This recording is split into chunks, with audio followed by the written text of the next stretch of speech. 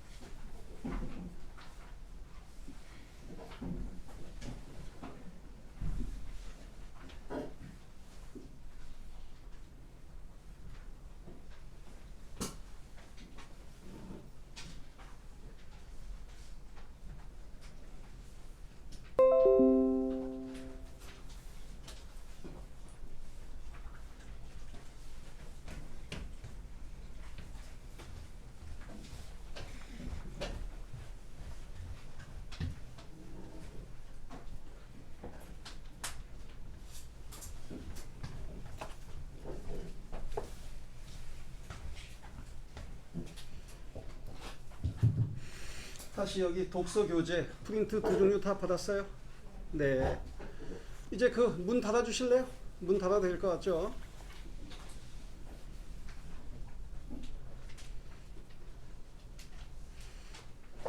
네, 고맙습니다. 저는 국어를 가르치는 장서구 선생이고요. 이 시간에 독서 기본 수업을 해보겠습니다. 이 수업은 뭐 저기 이투스에서 새로 만든 이투스 네오라고 하는 학원에도 제공이 되거든요. 그래서 이제 저 뒤에 있는 학생들은 글씨가 잘 안 보일까봐 글씨를 좀 크게 써야 되는데, 기본적인 수업 교재는 이 이투스에서 나온 이 교재가 수업 교재고요. 이것만 가지고는 이제 뭐 우리 10주 수업을 하게 돼 있거든요. 10주 수업을 하게 돼 있는데 분량이 좀 부족하기 때문에 부교재가 있습니다. 제가 만든 이 부교재가 있는데, 교재가 원래 이 수업이 분반돼 가지고 지금 한 150명 정도가 듣거든요. 원래는 이제 한 반에 한 90명 정도가 정원이어서 책을 100권을 주문했는데, 이게 150명, 50명 정도가 추가되는 바람에 추가 주문을 해서 다음 주 월요일 수업에는 이 부교재를 제공해 드릴 겁니다. 그렇게 수업을 진행하겠습니다. 우리는 어떻게 할 거냐면요, 여러분. 우리는 지금 이 독서 기본 수업은 20회 정도의 분량, 그래서 두 번 반복하는 거예요. 두 번 반복하는데 지금 시즌 1에 10주 동안 영역별 독해 전략, 영역별 독해 전략. 우리 저 조기 선발반에서 미리 와서 공부한 친구들도 있는데, 독서는 지문의 영역별로 출제 요소가, 출제의 의도가 조금씩 다르거든요. 그래서 영역이라고 하면 여러분 작년에 봤던 수능특강이란 수능특강 독서가 어떻게 돼 있었죠? 인문, 예술, 사회, 또 뭐 과학, 기술 이렇게 돼 있지 않습니까? 그렇죠. 또 이투스에서 나온 독서 기출 문제집, 자이 스토리 이런 데서 나온 독서 기출 문제집, 그게 어떻게 구성되어 있죠? 인문 영역의 기출 문제들, 뭐 경제 영역의 기출 문제들, 이렇게 영역별로 나눠놨잖아요. 그것이 영역별로 다 출제 요소가 다르고 출제 의도가 다르기 때문에 그렇습니다. 그래서 우리가 이 시즌 1의 10주 동안 이제 학생들이 가장 부족한 부분, 가장 변별력이 높은 부분이 과학 기술이기 때문에 거기서부터 시작하는 거예요. 과학 기술에서 시작해서 그 다음에 경제, 법, 철학, 예술, 융합 이런 지문들에 한 바퀴 하는 겁니다. 독서 기본 시즌 1 동안. 다음 이 프린트를 보시면요, 이 프린트가 어떻게 구성되어 있냐면 맨 앞에 보면 과학 알맹이 학습이라고 하는 지문이 있고요. 제발 이 부분이 중요합니다. 지문이 있고 바로 문제가 있지 않죠. 지문이 있고 바로 문제가 있는 게 아니고요. 지문이 있고 지문을 중심 내용을 정리하라고 되어 있죠. 그렇지 않습니까? 왜냐하면 이 부분이 중요한데 여러분, 가장 핵심적인 거야. 출제자가, 수능의 독서 영역의 출제자가 뭘 먼저 해야 되죠? 내가 수능 독서를 출제하러 들어간 교수라면 출제하러 가서 맨 먼저 뭘 해야 돼요? 지문을 써야겠죠. 그렇지 않습니까? 그죠? 만약에 문학 영역의 출제자라면 자기가 시를 쓰거나 소설을 쓰지는 않겠죠. 그렇지 않습니까? 그러나 독서 영역의 출제자는 지문을 먼저 써야겠지. 그렇죠? 그 다음 이제 지문을 다 썼어요. 일의 절반이 끝났네. 자, 이제부터 문제를 내야지 라고, 그렇게 문제를 내는 출제자는 아무도 없어요. 아무도 없다고요. 지문을 먼저 쓴 다음에 이제부터 문제를 내볼까, 이렇게 하는 출제자는 아무도 없습니다. 왜? 이미 이 사람은 지문을 쓰면서 어떻게 문제를 낼지 구상을 했거든요. 어떻게 문제를 낼지 구상에 따라서 지문을 작성하는 거다 이겁니다. 가장 쉽게 얘기하면 이런 식이라고요. 지문을 이렇게 쓰고 있을 때는 이 문제를 내려고, 저렇게 쓰고 있을 때는 저 문제를 내려고. 무슨 말인지 알겠습니까? 근데 어떤 경우에 문제를 5개 내라고 했는데 4개밖에 못 냈네. 알겠습니까? 그러면 무슨 문제 더 내야 되지? 이런 문제 더 내야 되니까 지문에다가 이런 내용을 추가하자라는 거지. 지문에 이 내용을 먼저 추가해 놓고 자, 이제 문제를 내볼까 하면 골치 아프겠죠. 아무도 그렇게 하지 않는다 이겁니다. 제 말 이해하시겠나요? 알겠죠? 저는 사실은 이 학원이 올해 처음인데요. 작년까지는 이 근처에 있는 다른 학원에서 10년 동안 근무를 했는데, 거기서는 모의고사를 계속 출제했었거든요. 모의고사를 계속 출제하고 10년 근무하는데 10년 동안 독서만 가르쳤어요. 국어 선생들이 사실은 문학을 가르치는 게 훨씬 더 부드럽고 재미도 있고 쉽지, 독서는 좀 더 어렵고 딱딱하고, 그렇지 않습니까? 처음 들어갔더니 야, 네가 막내니까 독서를 해라. 그 다음에 여전히 막내니까 독서를 해라. 알겠습니까? 하다 보니까 제가 독서가 제 분야가 됐는데, 어쨌든 독서의 출제자는 아죠. 독서의 출제자는 모의고사의 출제자든 수능의 출제자든 일단 제가 수능의 첫 번째 출제자고 해봅시다. 작년 수능 출제한 교수들 중에는 수능 출제를 여러 번 한 사람도 물론 있겠지만 처음 한 사람도 있을 수 있고, 그 여러 번 한 사람도 사실은 첫 번째가 있었을 거 아니에요? 그렇죠? 자, 첫 번째 출제자예요. 난 수능 시험 뭔지도 잘 모르는데 차출돼가지고 출제하러 왔단 말이죠. 그러면 이 사람 책상에 2가지밖에 없대요. 출제자, 수능 출제하러 교수들이 들어가면 책상에 2가지가 있어. 첫 번째, 그 영역의 기출문제. 내가 법학 교수면 법 쪽의 기출문제, 내가 경제학 교수면 경제의 기출문제들. 오케이. 그리고 두 번째는 그 해의 EBS 연계교재, 수능특강, 수능완성. 그럼 나는 출제의 초보자니까 어떻게 될지 모르니까 일단 뭘 봐야 돼요? 기출 문제를 보겠죠. 알겠습니까? 내가 전문가라면, 내가 법의 전문가라면, 경제의 전문가라면 그동안에 법에서 나왔던 기출 문제들을 보면 지문은 이렇게 쓰고 문제를 이렇게 내면 되겠구나 라고 어디서 알게 되는 거야? 수능 출제 매뉴얼에서 알게 되는 게 아니라 기출에서 알게 되는 거죠. 알겠습니까? 이제 그렇다면 이제 알았어 이렇게 하면 되는구나. 그러면 그 해의 연계교재에서 소재를 가급적 취해서, 그러나 작년 수능에도 봤지만 독서 지문이 4개가 있는데 그 중에서 EBS에서 소재를 취해온 건 한 지문밖에 없죠. 말하자면 자유의 영역이다 이겁니다. 특히 출제하는 교수들은 매우 싫어한대요. 여기서 내주세요. EBS 범위에 대해서 내주세요를 매우 싫어한다고. 내가 훨씬 더 잘 아는, 머릿속에 책을 안 봐도 머릿속에 다 있는 나의 전공 분야에서 내야지 왜 내가 여기서 내. 어쨌든 EBS는 왜 있어? 가급적 여기서 소재를 취해서 그동안의 수능 기출의 형식으로 내주세요. 이런 거죠. 그러면 우리는 지문에서 뭘 읽어내야 되냐면, 여러분 이거 설명하고 있어요.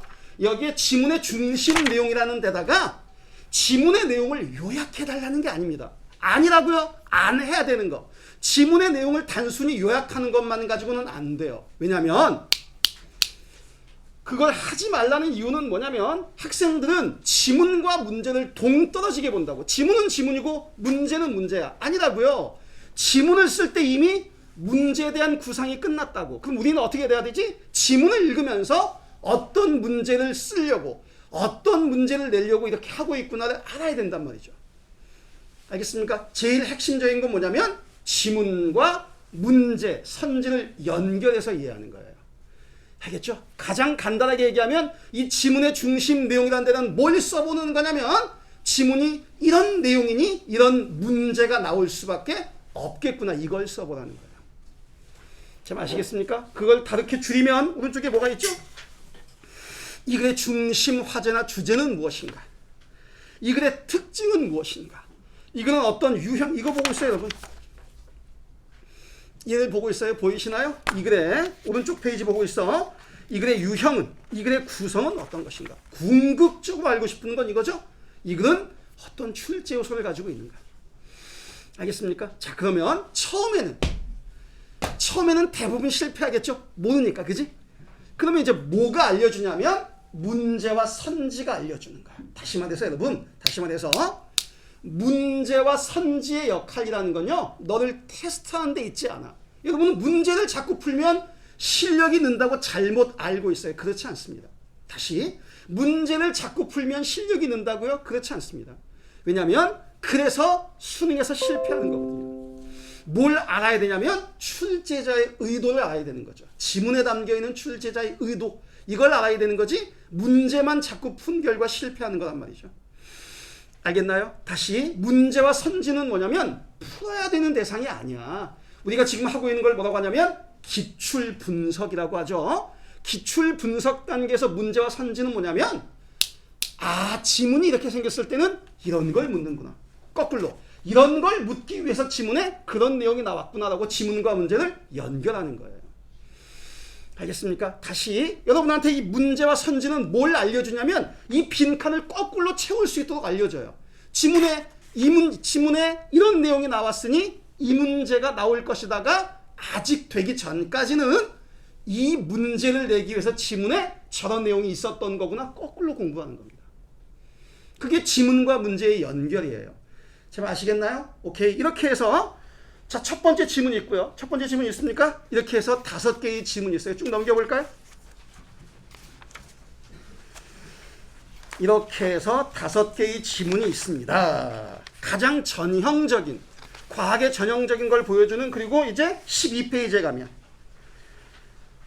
지금까지는 알맹이 학습이라고 되어 있던 거, 알맹이 더하기 알맹이, 그러면 조금 더 어려워진, 조금 더 심화된 내용의 지문이 또 5개가 있어요. 대부분은 수능 기출 지문이고요. 일부는 리트라고 하는 시험에서 나온 지문도 있고. 별거 아닙니다, 여러분. 수능 지문도 리트 지문도 모두 평가원에서 출제했고요. 출제의 원리가 같습니다. 알겠습니까? 네, 그런 지문들도 있고요. 그렇게 해서, 자, 얘를 제가 어떻게 할 거냐면 이렇게 2 파트로 구성되어 있어요. 기본 문제, 심화 문제. 그러면 시즌 1의 독서 기본 수업에서는 이 기본 유형을 영역별로, 시즌2의 독서 기본에서는 뒤에 있는 심화 영역을 영역별로 이렇게 2번 하는 겁니다. 알겠죠? 기출이라는 건 기본적으로 반복 학습을 해야 되거든요. 오케이? 여러분이 문제만 풀어서 듣지 기출이라는 건 기본적으로 반복 학습을 적어도 2회독 정도의 반복 학습이 필요하다고요.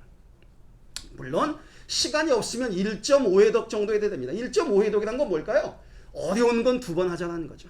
쉬운 건 한 번만 해도 어려운 건 2번 하자는 겁니다. 알겠죠? 그렇게 해서 수업이 진행되면서 여기에도 마찬가지로 우리가 해야 될 지문들이 있거든요. 이 책을 병행해서. 그러니까 여러분은 다음 시간부터는 본교재와 부교재를 모두 가지고 오세요. 수업 시간마다 본교재와 부교재를 모두 가지고 오시고, 지금 여기에 나와 있는 이건 오늘 쓰는 겁니다. 오늘 독서의 원리를 먼저 설명하고 영역별로 들어가기 위해서. 알겠죠? 얘는 오늘만 쓰는 거예요. 독해력 향상. 자, 제목부터 설명해 볼게요.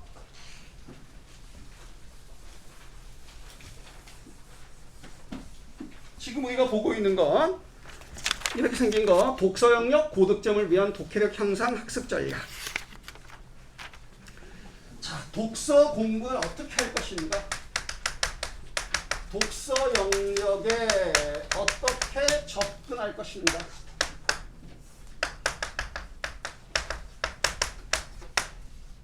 자, 봐봐. 우리는 재수생이니까 작년 수능을 돌이켜볼 수 있잖아요. 현역들은 그걸 잘 모른단 말이죠. 알겠습니까? 우리가 작년에 몰랐듯이. 그럼 작년 수능을 돌이켜보면 1교시에 독서 시험을 보는데 거기서부터 말리기 시작했단 말이죠. 무슨 해결이니 변증법이니 예명할 놈이 나와가지고. 알겠습니까? 그리고 대부분의 학생들이 나중에 이제 뭐 학생들이 작년에 어떻게 공부했고 이렇게 상담을 해보면 대부분 비슷한 얘기를 합니다. 대부분 1교시에 지문이 잘 안 읽혀서 나중에 시간이 부족해서 뒤에 있는 무슨 한 지문 두 지문을 못 풀어서 평소보다 점수가 안 나왔다 이거지. 알겠습니까? 그래서 뭐가 이제 머릿속에 남아있는, 수능을 망친 주범, 머릿속에 뭐가 남아있냐면 시간이 부족하구나. 이게 수능을 망친 원인 분석이야. 알겠습니까? 그리고 학생들이 대안을 제시하죠. 어떤 대안을 제시하냐면 내가 시간 조절을 잘 해야겠어. 그리고 3월 교육청 모의고사를 봅니다. 알겠습니까? 그리고는 알겠죠? 또 이제 자기가 평가를 한다고 여전히 시간 조절에 실패했다. 다음엔 시간 조절을 잘 해야지. 제발 이해하시겠나요, 여러분? 그러니까 자기가 마치 시간을 조절할 수 있는데 못한 것처럼. 예컨대 독서를 25분에 풀었어야 되고 문학을 25분에 풀었어야 되고 나머지 선택 영역을 25분에 풀겠다는 플랜은 있는데, 계획은 있는데 그 계획을 실행하지 못했기 때문에 다음 시험에서는 독서를 25분에 풀면 되고 문학을 25분에 풀면 되고 화작을 25분에 풀면 되고 이렇게 계획을 세우는데 그게 안 됐단 말이야. 그리고 뭐라고 생각해? 또 시간 조절에 실패했다. 다음엔 꼭 독서를 25분에 풀어야지. 이것 봐. 네가 조절을 못하는 게 아니라 너는 능력이 부족한 거잖아. 25분에 풀 만한 능력이 안 되는 거잖아요. 지금의 너의 능력은 이거를 5분 만에 읽고 나머지 문제를 2분 만에 풀고 이 능력이 안 되는 거잖아. 그지? 그런데 그걸 조절이 안 되는 것으로 착각한다는 거지. 알겠습니까? 계획은 그럴듯하지. 25분에 독서를 풀자. 25분에 문학을 풀자. 계획은 그럴듯하지. 근데 지문이 안 읽히는데, 지문이 안 읽히는 건 왜 그러는 건데? 지문을 읽고 이해할 만한 능력이 부족해서 그러는 건데. 말하자면 여러분, 얘는요 현상이지, 나타난 현상이지 본질은 아닙니다. 무슨 말인지 알겠습니까, 여러분? 네가 목이 따끔따끔 아픈 건 현상이지 그것의 원인은 코로나 바이러스야, 이러는 거잖아요. 알겠습니까? 그러면 코로나 바이러스라는 원인을, 근본적인 원인을 해결하는 약을 먹어야지, 목 아프다고 목 아픈 약만 먹으면 코로나 바이러스가 없어지진 않는다고. 잘 아시겠습니까? 시간이 부족한 건 현상이지 원인이 아니거든요. 알겠죠? 이 현상의 원인은 뭔데요? 이 현상의 원인은 시간을 조절을 못해서가 아니라 능력이 부족해서 그런 거라고. 알겠습니까? 어떤 능력? 자, 수능은 뭘 요구하냐면, 수능 독서는 독해 능력이라는 걸 요구하거든요. 독해가 뭔데? 많이 들어보는 거 아니에요? 많이 들어봤지만 이걸 해보려고는 별로 안 했단 말이지. 독해가 뭐라고요? 읽고. 읽고 뭐 하는 거야? 이해하는 거잖아요. 무슨 말이겠습니까? 수능의 독서 영역은 뭘 측정한다고? 학생들의 읽고 이해하는 능력을 측정한다고요. 맞죠? 그럼 우리는 어떤 연습을 해야겠어? 읽고 이해하는 연습을 해서 너의 이해 능력을 길러야 되는데, 읽고 괄호, 이해하는 건 건너뛰고 뭐 하냐면 문제 푸는 연습을 한다고. 정말 이해하시겠나요? 다시, 읽고 이해하고 문제 풀어야 되는데 읽고 이해하는 건 건너뛰고 문제만 푼단 말이죠. 왜 그러냐면 빨리 푸는 게 중요하니까. 너를 괴롭히는 건 시간이니까 빨리 푸는 게 중요하니까. 그런데 한번 더 세밀하게 들여다보자고. 현상을. 왜 시간이 부족했냐면 네가 지문을 너무 천천히 읽어서가 아니라 반대로 너무 빨리 읽어서 무슨 내용이 있는지 몰라. 읽었는데 머릿속에 남는 게 없어. 그러니까 첫 번째 문제 1번에 대한 선지 판단이 안 된다고. 수능 국어의 모든 선지는 OX거든요. 주관식이 없으니까. 알겠습니까? 1번에 1번, 5. 1번에 2번, 5. 1번에 3번, X. 그러면 답이 3번이네. 모든 문제가 OX잖아요. 기냐 아니냐겠지. 근데 1번에 1번 선지부터 선지에 대한 판단이 안 돼. 왜? 지문에 남는 게 없으니까. 그러니까 다시 지문을 또 읽어야 되지. 1번에 2번 선지에 선지 판단이 안 되니까 다시 또 지문을 읽어야 되지.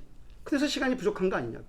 대부분의 학생들은 지문을 천천히 읽어서가 아니라 선지에 대한 판단이 안 돼서 지문을 또 읽느라고. 두 번, 세 번째 읽을 때부터는 잘 안 읽히거든. 마음만 급하고 심장만 뛰고 잘 안 읽히거든요. 그런데 자기가 너무 천천히 읽어서 하고 그 다음부터 어떻게? 더 빨리 읽어. 남는 건 아무것도 없는데 빨리 문제만 풀려고 한단 말이죠. 알겠습니까? 내가 달리기 선수를 가르치는 코치인데 얘를 10초에 100m를 뛰게 하고 싶다고.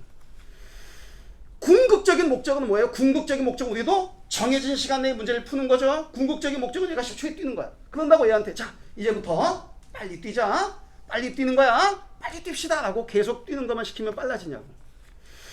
어느 정도 빨라질지는 모르지만 근본적인 해결책은 아니죠. 실제로 달리기 코치들은 어떻게 할까요? 실제로 달리기 코치들은 얘한테 빨리 뛰라고 하기 전에 슬로우 비디오 같은 걸 보여줄 거라고. 야, 네가 튀는 폼을 자, 그지? 네가 뛰는 폼을 보니까 너는 폼이 후지지 않니? 그러니까 폼을 정확하게 해야 빨라진다 이런 거 아니겠습니까? 너는 다리 근육이 약하자니 근육을 강화시켜야 빨리 튄다 이런 거 아니겠어요? 다시 네가 시간 내 풀지 못해서 재수를 하게 됐다면 시간 내 풀기 위해서 시간 내 푸는 연습만 한다고 되냐고. 절대 그렇지 않다 이거죠. 생각해 보세요. 네가 아직 읽고 소화도 안 되는데 무조건 시간에 푸는 연습을 반복하면 어떻게 될까? 잘 모르겠는데 1번. 알겠어요? 잘 모르겠는데 2번. 이 연습을 반복하면 실력이 늘겠냔 말이지. 너 스스로에 대한 불신이, 심리적인 불안이 커진다고. 네가 맞기는 맞았지만 잘 모르고 맞았다는 걸 너의 무의식이 더 잘 알고 있거든. 네가 대충 맞기는 맞았지만 정확하게 잘 모르고 맞았다는 걸 너의 무의식이 알고 있기 때문에 수능 시험에는 걔가 막 스물스물 기어 올라온다고.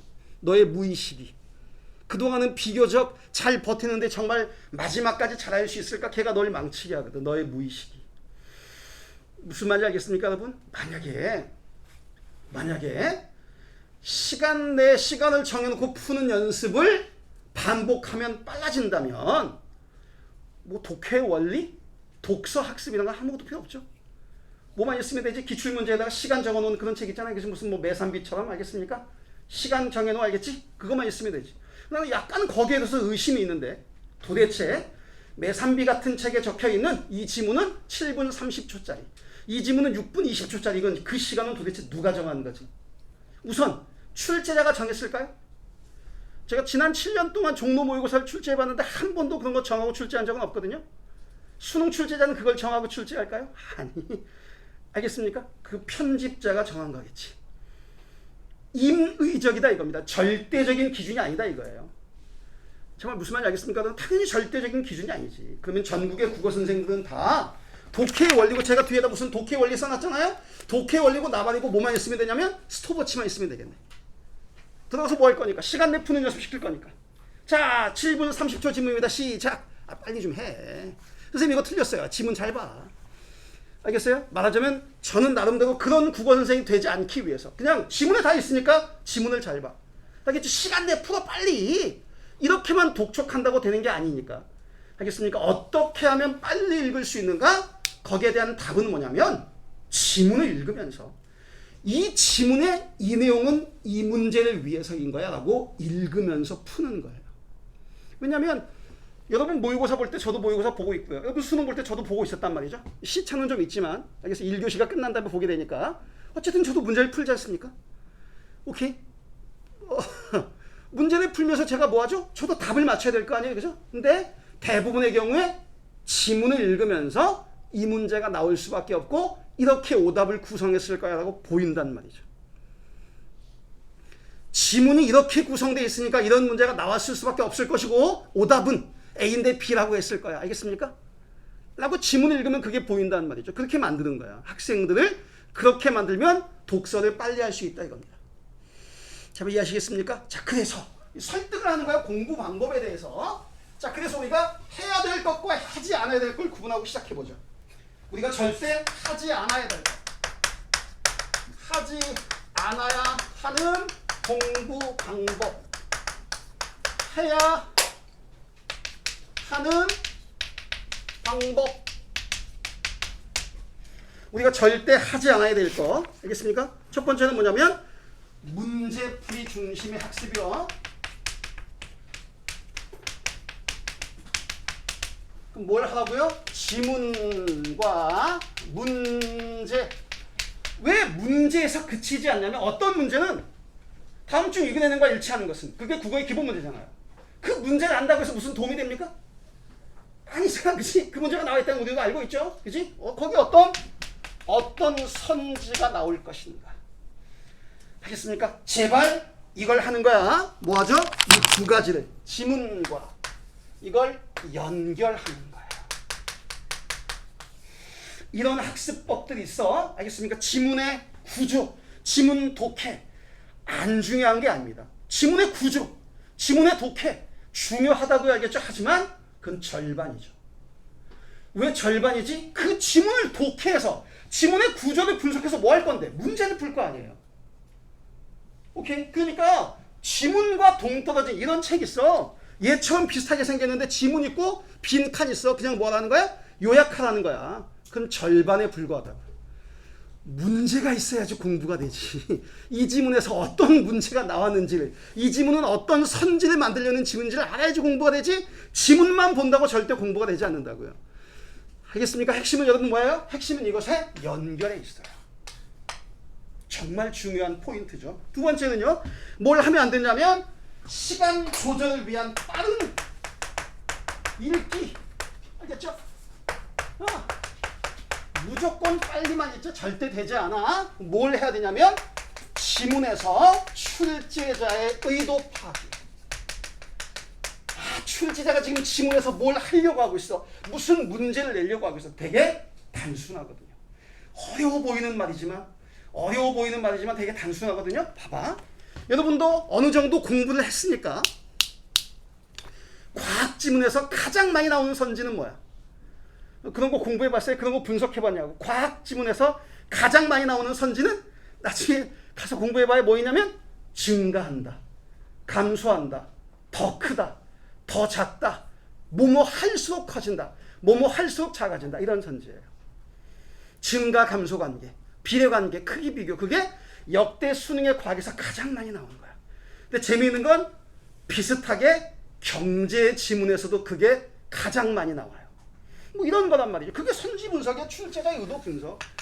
이걸 해야 된단 말이죠. 알겠습니까? 무엇을 가지고 EBS에서 나오니까 알겠지? EBS.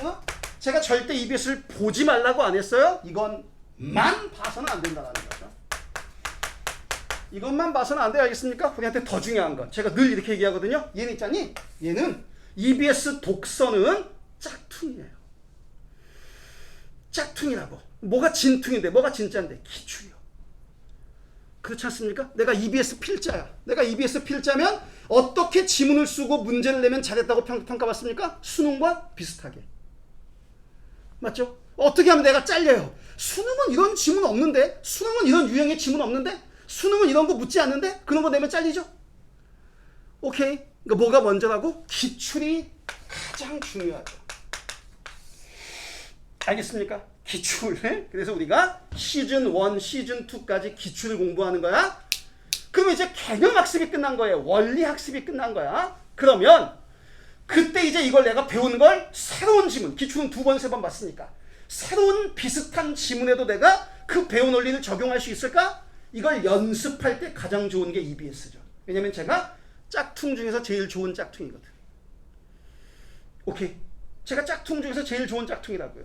알겠습니까? 진퉁과 가장 싱크로율이 비슷한. 그러니까 공부는 이걸로 시작하는 거야. 어떻게?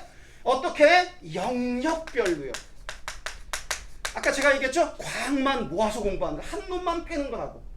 알겠습니까? 경제만 모아서 공부하는 거. 한 놈만 패는 거라고. 그래야 경제 지문들은 맨날 이렇네? 정말 그렇거든요. 맨날 똑같거든요. 과학 지문들은 맨날 이거네? 정말 그렇거든요. 맨날 똑같거든요. 알겠습니까? 그런데 기출을 공부하는데 뭐 이런 거 있어. 마르고 뭐 하도록. 알겠습니까? 이거 그 책이 나쁘다는 게 아니라 지금 볼 책은 아니라는 거죠. 해차별 기출. 알겠나요? 2022년 기출, 2021년 기출, 2020년 기출 이렇게 공부하면 안 된다는 거예요. 이건 나중에. 알겠습니까? 영역별 공부가 끝난 다음에 모아야지. 무슨 말 알겠습니까? 내가 축구 감독이야. 축구 감독이면 여기 공격수 있고 무슨 미드필더 있고 수비수 있어. 걔네들을 모아가지고 각각 가르친 다음에 연습 게임 하러 가야지. 야, 연습 게임 하자 라고 처음부터 연습 게임 하냐고. 그건 아니잖아요. 야구 감독이면 타격 연습시키고 수비 연습시키고 한 다음에 연습 게임 하자. 야, 연습 게임 하자? 이거부터 안 하잖아요. 연습 게임부터 하는 거라고. 근데 이걸 하는 학생들은 다 뭐지? 이거지. 시간이 부족했어. 난 시간 조절하는 연습을 할 거야. 이거지. 하이라니까 능력을 먼저 기르자고요. 알겠습니까? 능력을 먼저 길러야 시간이 지켜지는 거지. 조절 연습만 한다고. 너도 플랜에 있었잖아. 너도 무슨 독성 몇 분 풀고 나는 플랜이 있었지 않습니까? 근데 그게 왜 안 지켜진 거야? 수능 날이어서 멘탈이 나가서? 아니, 지문이 네 능력보다 어려워서. 너의 독해 능력보다 지문이 좀 어려워서. 하겠습니까? 그런 거라고요. 그러니까 오케이, 이렇게 하는 겁니다. 야, 벌써 졸면 안 돼. 큰일이네. 자, 읽어볼까요, 여러분? 제가 여기 분석의 길이라고 하는 거 읽어보겠습니다. 조금 빨리. 자, 제목이 뭐예요? 독해력 신장을 위한 학습 방법, 독해 전략. 자, 우리의 목표 확실하게 하자고. 우리의 목표는 뭐예요? 독해력 신장이야. 독해력을 기르는 겁니다. 어떻게? 지문 독해력은 절반이라고요. 지문 독해가 아니라 지문과 문제와 선지를 연결하는 독해. 알겠죠? 자, 1번 정보를 전달하는 걸 설명문. 이 책은요, 제 종나고 있을 때 제가 만든 책인데 이 책은 말하자면 이런 식이야. 우리가 읽어야 되는 독서 지문은 둘 중에 하나다. 설명문 아니면 논설문이다. 알겠습니까? 걔네들 어떻게 각각 접근할 것인가. 알겠죠? 2번 독해 방법 보겠습니다. 이게 중요한 거 아니야. 독해 방법. 자, 독자는 글에 나타난 객관적 사실이나 정보뿐 아니라 밑줄 칩니다. 글 전체의 구조를 파악해야 한다. 자, 다시 왼쪽 8페이지 분석의 길에 2번 독해 방법의 첫 줄, 글 전체의 구조를 파악해야 한다. 밑줄 친 거예요. 너무나 중요하죠. 이걸 이렇게 설명할 수 있어요. 우리가 학생들은 뭐는 비교적 좀 할 수 있냐면 나무를 보는 거, 부분을 보는 거 좀 할 수 있어. 네가 있잖니? 1문단 읽으면 대충 1문단 무슨 얘기인지 알아. 2문단 읽잖아? 2문단 대충 무슨 얘기인지 알아. 근데 3문단 읽으면 이제 1문단 잊어버렸어. 환장합시다. 뒤져버리겠네. 오케이? 지금 뭐가 안 되냐면 숲을 보는 게 안 된단 말이죠. 나무만 보이고 숲이 안 보여. 그래서 망하는 거거든요. 알겠습니까? 따라서 우리는 글 전체를 연결해서 읽어야 돼. 알겠어요? 자, 봐. 맨 뒤에 독서의 원리에 뭐 있냐면 맨 뒤에 독서의 원리에 첫 번째가 뭐냐면 문장과 문장을 연결하라고 돼 있어. 너무너무 중요한 거죠. 연결이 안 되니까 각각 동떨어져 있으니까 그러는 거라고. 연결하기 위해서 전체의 구조 파악이 중요합니다. 봐. 이게 제가 선행반 때부터 여러 번 얘기했어요. 엄마가 아침에 내가 있잖아. 베이지색 바지? 베이지색 바지 입으려고 알겠지? 서랍장에서 옷 찾는다고? 아무리 찾아도 없어. 연병을 2바퀴 돌았는데 없어. 알겠지? 엄마한테 물어본다고. 엄마! 지난주에 입었던 베이지색 바지 어디 있어? 그럼 엄마가 보지도 않고 대답한다? 쪼다 2번째 칸에 있잖아. 그럼 나도 지지 않고 대답하지? 열어봤는데 없잖아. 있다니까? 그럼 또 열어보면 꼭 있어요, 연병은. 응? 내가 찾을 때는 없었는데 엄마가 있다면 있다고. 자, 그럼 봐봐. 엄마는 서랍장 안에 있는 모든 옷의 위치를 다 기억하고 있는 게 아니야. 엄마가 생각보다 그렇게 똑똑하지 않아. 그럼 엄마는 뭘 알고 있냐면, 엄마는 자기가 옷을 정리해놨기 때문에 첫 번째 칸에는 티셔츠를 다 넣어놨고 두 번째 칸에는 바지를 다 넣어놨어. 오케이? 따라서 내가 검은 바지를 찾든 흰 바지를 찾든 베이지색 바지를 찾든 엄마 무슨 색 바지 그러면 두 번째 칸에 있단 말이지. 근데 너는 그걸 모르니까, 그 서랍장의 구조를 모르니까 뭐하지? 첫 번째 칸부터 무조건 연단 말이야. 그러니까 안 보이는 거야. 너는 1번에 1번 선지 판단이 안 되니까 처음부터 지문에 어디 있지 하겠습니까? 와, 아까 있었던 것 같은데 아, 여기 있구나. 오케이? 장님이 무슨 파리 잡듯이 그렇게 하고 있다는 거지. 오케이, 우리도 뭘 알아야 돼? 첫 번째 칸에 뭐 있고 두 번째 칸에 뭐 있고. 자, 첫 번째 원리가 문장과 문장을 연결하는 거야. 다음 1문단 읽고 해야 될 일이 뭐야? 이거 알겠지? 우리가 수능 볼 때까지 100번 얘기한다. 1문단을 읽은 다음에 우리가 해야 될 일이 뭐야? 빨리 2문단을 읽으니까 망한 거야. 알겠습니까? 1문단이 뭐였는지 되새겨봐야 돼. 다시 자 봐. 여기서 달라. 뭐가 다르냐면, 제가 1문단 읽은 다음에 1문단의 내용을 되새겨보라고 하는 것은 지문의 내용만이 아니야. 만약에 네가 출제자라면 출제자는 1문단에서 문제를 낼 수 있다면 이 문제를 낼 수 있겠구나, 이런 거지. 알겠습니까? 그럼 2문단 읽은 다음에 뭐 해야겠어? 2문단 읽은 다음에는 1문단하고 연결을 해야 돼. 3문단 읽은 다음에는 1문단, 2문단과 연결을 해봐야 돼. 그럼 보인다? 그러면 있잖아. 그쯤 오면 4문단이 보인다. 자, 봐. 우리는 선생님, 제가 지문을 읽었는데 뭔 소린지 모르겠어요. 에서 선생님 3문단까지 읽고 연결해보니까 4문단이 뭐가 나올지 안 봐도 알겠어요가 돼야 돼. 근데 기출 독서는 되게 그게 되게 돼 있거든요. 너무나 잘 짜여진 지문이어서 수능 출제위원들이 50일 동안, 알겠습니까? 이 사람이 지문 몇 개 썼지? 1개요. 알겠나요? 내가 법 교수면 알겠지? 법 지문 50일 동안 1개 썼다고. 어떻게 됐을까? 쓰고 고치고 버리고, 다시 쓰고 고치고 버리고. 알겠습니까? 너무너무나 잘 짜여진 완벽한 구조를 가지고 있어서 글 전체 흐름이 완벽하다고요. 알겠습니까? 우리도 이따가 보면 보여. 아시겠죠? 자, 두 번째 줄 읽겠습니다.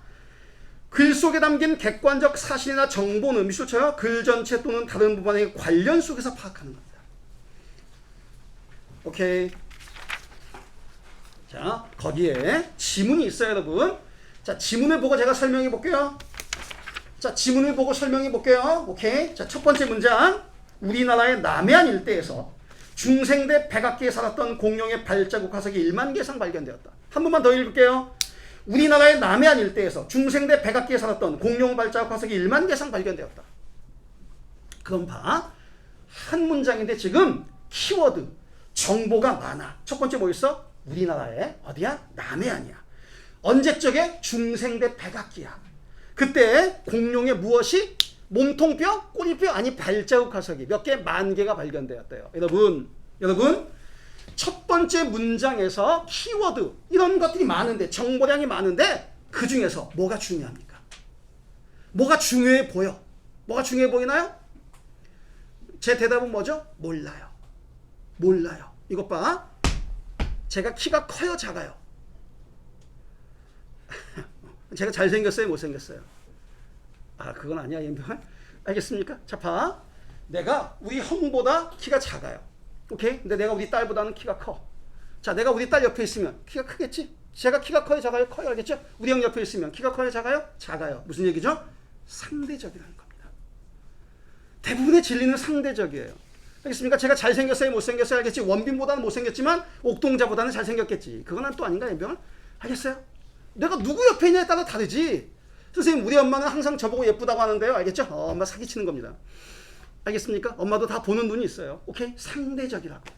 네가 김태희보다 예쁘진 않잖아요. 엄마 눈에만 그렇게 보이는 거지. 알겠나요? 다시 첫 번째 문장에서 뭐가 중요해요? 몰라요. 그럼 두 번째 문장. 만약에, 자, 제 말 들어보세요. 만약에 두 번째 문장이, 여기는 첫 번째가 중생대 백악기인데 두 번째 문장이 쥐라기 시대, 이렇게 얘기해보자고. 알겠지? 두 번째 문장이 쥐라기 시대라면 첫 번째 문장에서 뭐가 중요해? 중생대 백악기는 A인데 쥐라기는 B야. 그 둘을 비교하는 거지. 잠깐 이해하시겠나요? 아까 제가 뭐라고? 공룡의 발자국 화석이 아니라 꼬리뼈 화석이라면 발자국 화석과 꼬리뼈 화석 여기가 중요한 거겠지. 두 번째 문장이 뭐라고 나오냐에 따라서 첫 번째 문장이 어디가 중요한지가 달라진다는 얘기죠. 그러니 첫 번째 문장과 두 번째 문장을 뭐 해봐야 된다고? 연결시켜 봐야 된다고요. 알겠습니까? 그렇다면 두 번째 문장은 여기에 두 번째 문장은 뭐예요? 여기에 두 번째 문장은 뭐냐면 이 화석이 지시하는 게 뭐야? 공룡의 발자국 화석이죠? 이 화석들은 당시 한반도에 서식했던 공룡의 특성을 밝히는 실마리를 제공한대. 보세요 여러분. 두 번째 문장을 읽는 순간 첫 번째 문장에 우리나라의 남해안이라든지 중생대 백악기라든지 10,000개 이상이라든지 이 정보는 중요하지 않게 되고 뭐만 남았냐면 이 화석이 지시하는 거 공룡 발자국 화석을 연구하면 두 번째 문장 뭘 알게 된대? 공룡의 특성을 알게 된대요. 뭘 가지고 아는 게 아니라 공룡의 두개골 가지고 아는 게 아니라 공룡의 몸통뼈를 가지고 아는 게 아니라 공룡의 발자국을 연구했을 뿐인데 공룡의 특성을 알게 된대. 다시 한번 물어볼까요 여러분? 두 번째 문장을 읽고 나니 이제 첫 번째 문장에서 어떤 정보가 중요했던 거야? 다른 것이 아니라 공룡 발자국 화석이라는 말이 중요했던 거죠. 알겠습니까? 독서의 첫 번째 원리가 뭐야? 항상 문장과 문장을 관계 속에서 이해하는 거야. 연결해야 된단 말이죠. 너무나 중요한 원리죠. 그게 안 되니까 여러분은 독서할 때 뭐냐면 정보를 늘어놓는단 말이야. 펼쳐놓는다고. 그리고 헤매는 거지. 이게 있잖아. 구슬이 100개가 있다고. 구슬이 100개가 있으면 그걸 이렇게 꿰면 하나잖아. 그지? 근데 너는 그 구슬 100개를 펼쳐놓는다고. 뭐가 안 돼? 연결이 안 된다고 정보가. 앞으로는 정보를 뭐 해야 돼? 연결하셔야 된다고요. 알겠습니까? 방금 그걸 해보는 거야. 첫 번째 문장과 두 번째 문장을 연결해보니 공룡 발자국 화석의 특징을 연구하면 뭘 알게 된다고? 공룡의 특성을 알게 된다고. 오케이. 세 번째 문장. 공룡 발자국 화석에서는 발자국의 형태를 관찰하 동그라미 쳐요. 고 동그라미 쳐. 고 관찰하 고에서 고만 동그라미 치는 거야. 이게 뭐냐면 그리고거든요. 그리고. 알겠습니까? 여기다 제가 써볼게요 여러분. 이를 뭐라고 하냐면 제가 지시어나 이런 접속사 이걸 합쳐서 제가 표지어라고 하죠. 표지어. 제가 만든 말은 아니에요. 문법에서 나온 말이죠. 알겠습니까? 표지어가 뭐야? 표지판 역할을 하는 말. 오케이? 표지판 역할을 하는 말. 이걸 잘 알면 문장이 저절로 연결된다고. 문장의 관계를 저절로 알게 된다고 생각해보세요 여러분. 예컨대 A 따라서 B야. 그러면 너는 아직 B를 안 읽고 따라서까지 읽었을 뿐인데 A와 B의 관계를 알지. 아까 우리가 얘기하는 거 읽어도 모른다가 아니라 안 읽어도 안다가 되죠. A가 뭐고? 원인이고 B가 결과야. A가 근거고 B가 주장이. 알겠습니까? 여기에 뭐 있으면 그러나가 있으면 A 그러나 B. A가 중심 정보야, B가 중심 정보야. A 그러나 B에서 A가 중요해, B가 중요해. 당연히 B가 중요하죠. 나중에 문제하고 연결하잖아. 문제가 연결하면 A를 잊어버리면 안 돼. 왜냐면 출제자들은 지문에서 A 아니라 B라고 해놓고 오답을 낼 땐 맨날 A였지 이렇게 물어보거든.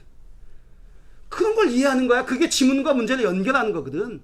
다시 한번. 당연히 A 그러나 B에서 중요한 건 B야. 그 독해만 하면 안 돼. 문제하고 연결해보면 헐 맨날 오답은 뭐라고 내? A라고 낸단 말이야. 근데 그 단순한 문제를 왜 틀리지 학생들이 그 단순한 문제 지문은 A 아니라 B라고 하고 선지에서 A지 하는 단순한 문제를 왜 틀리지? 지금 머릿속에 있잖아. A 이 내용 지문에 있었어. A 이 내용 지문에 있었어. 이거밖에 모르거든. A와 B의 관계는 모르고 A가 있었어. 이거밖에 기억이 남는 게 없거든. 잘 아시겠습니까? 정말 단순한 거야. 작년 9월 평가원 있잖아. 아바타가 느끼는 감각을 누구한테 전달해? 사용자한테 전달해주고 사용자의 움직임을 아바타한테 전달해줘. 제가 이걸 화살표의 방향이라고 하거든요. 화살표의 방향이 반대잖아. 그지? 화살표의 방향은 반드시 문제를 어떻게 만드냐면 방향을 바꾸게 돼 있거든. 아까 A 아니라 B는 어떻게 문제를 낸다고? A라고 우긴다고? 화살표의 방향을 바꾼다고. 알겠습니까? 뭐라고 되겠죠? 아바타와 사용자가 감각을 서로 주고받는다. 그게 틀린 답이야. 알겠습니까? 아니 얘는 감각 주고 얘는 움직임 주는데 이 단순한 문제를 맞추는 학생이 70%밖에 안 된다고. 30%인 걸 틀린다고요. A 아니라 B 틀린다고요. 알겠습니까? 출제자들의 단순한 방식에 우리가 늘 넘어가고 있다는 거야. 알겠나요? 자, 그러니 여기 뒤에 보면 두 번째 뭐라고 적어놨냐면 맨 뒤에 두 번째 뭐라고 적어놨죠? 표지어. 접속사에 주목하라고요. 얘를 알면 뭐한다고? 문장이 잘 연결이 된다고요. 알겠습니까? 얘를 알면 문장이 잘 연결될 수밖에 없어. 오케이? 내가 이것 봐. 표지판. 내가 아직 안 가는데 이렇게 가다 보니까 표지판 있어? 왼쪽은 목동, 오른쪽은 신정동이야. 안 가도 알잖아. 그게 표지판이지 않습니까? 표지판 역할 하는 말의 역할이 그거다 이거야. 알겠어요? 정말 중요하다고. 그럼 다시 와봐 이제. 고에 동그라미 쳐서 그리고거든. 그리고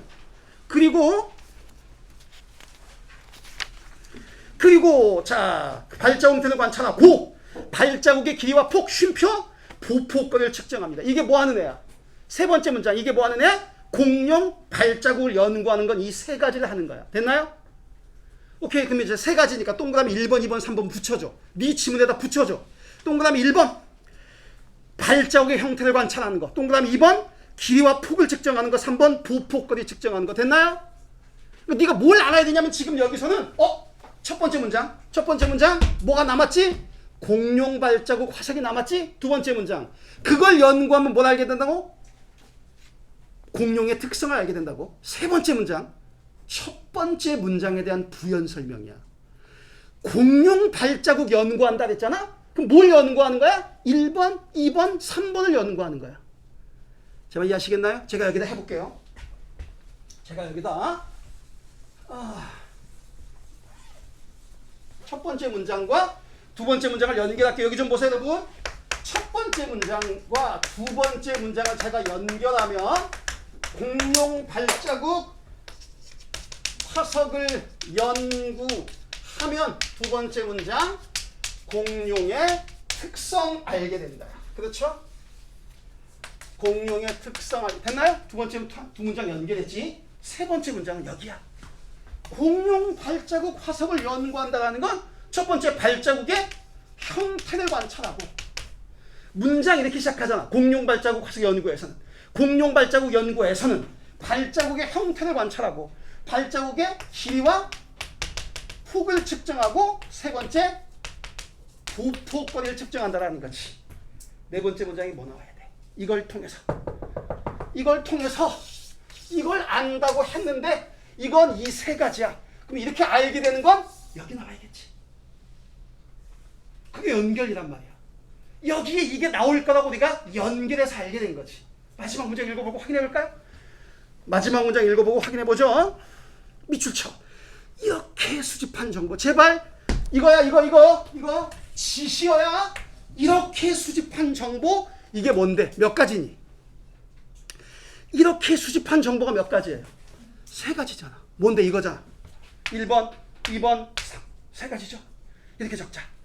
이렇게 수집한 정보에 밑줄 치고 1번 이렇게만 적어두자. 이렇게 수집한 정보 밑에 1번, 2번, 3번이라고만 적어두자. 알겠죠? 이렇게 수집한 정보. 이렇게 수집한 정보를 통해서 뭘 알아내지? 공룡의 종류, 크기, 보행 상태 알아내지? 얘가 뭐에 속하는 애야?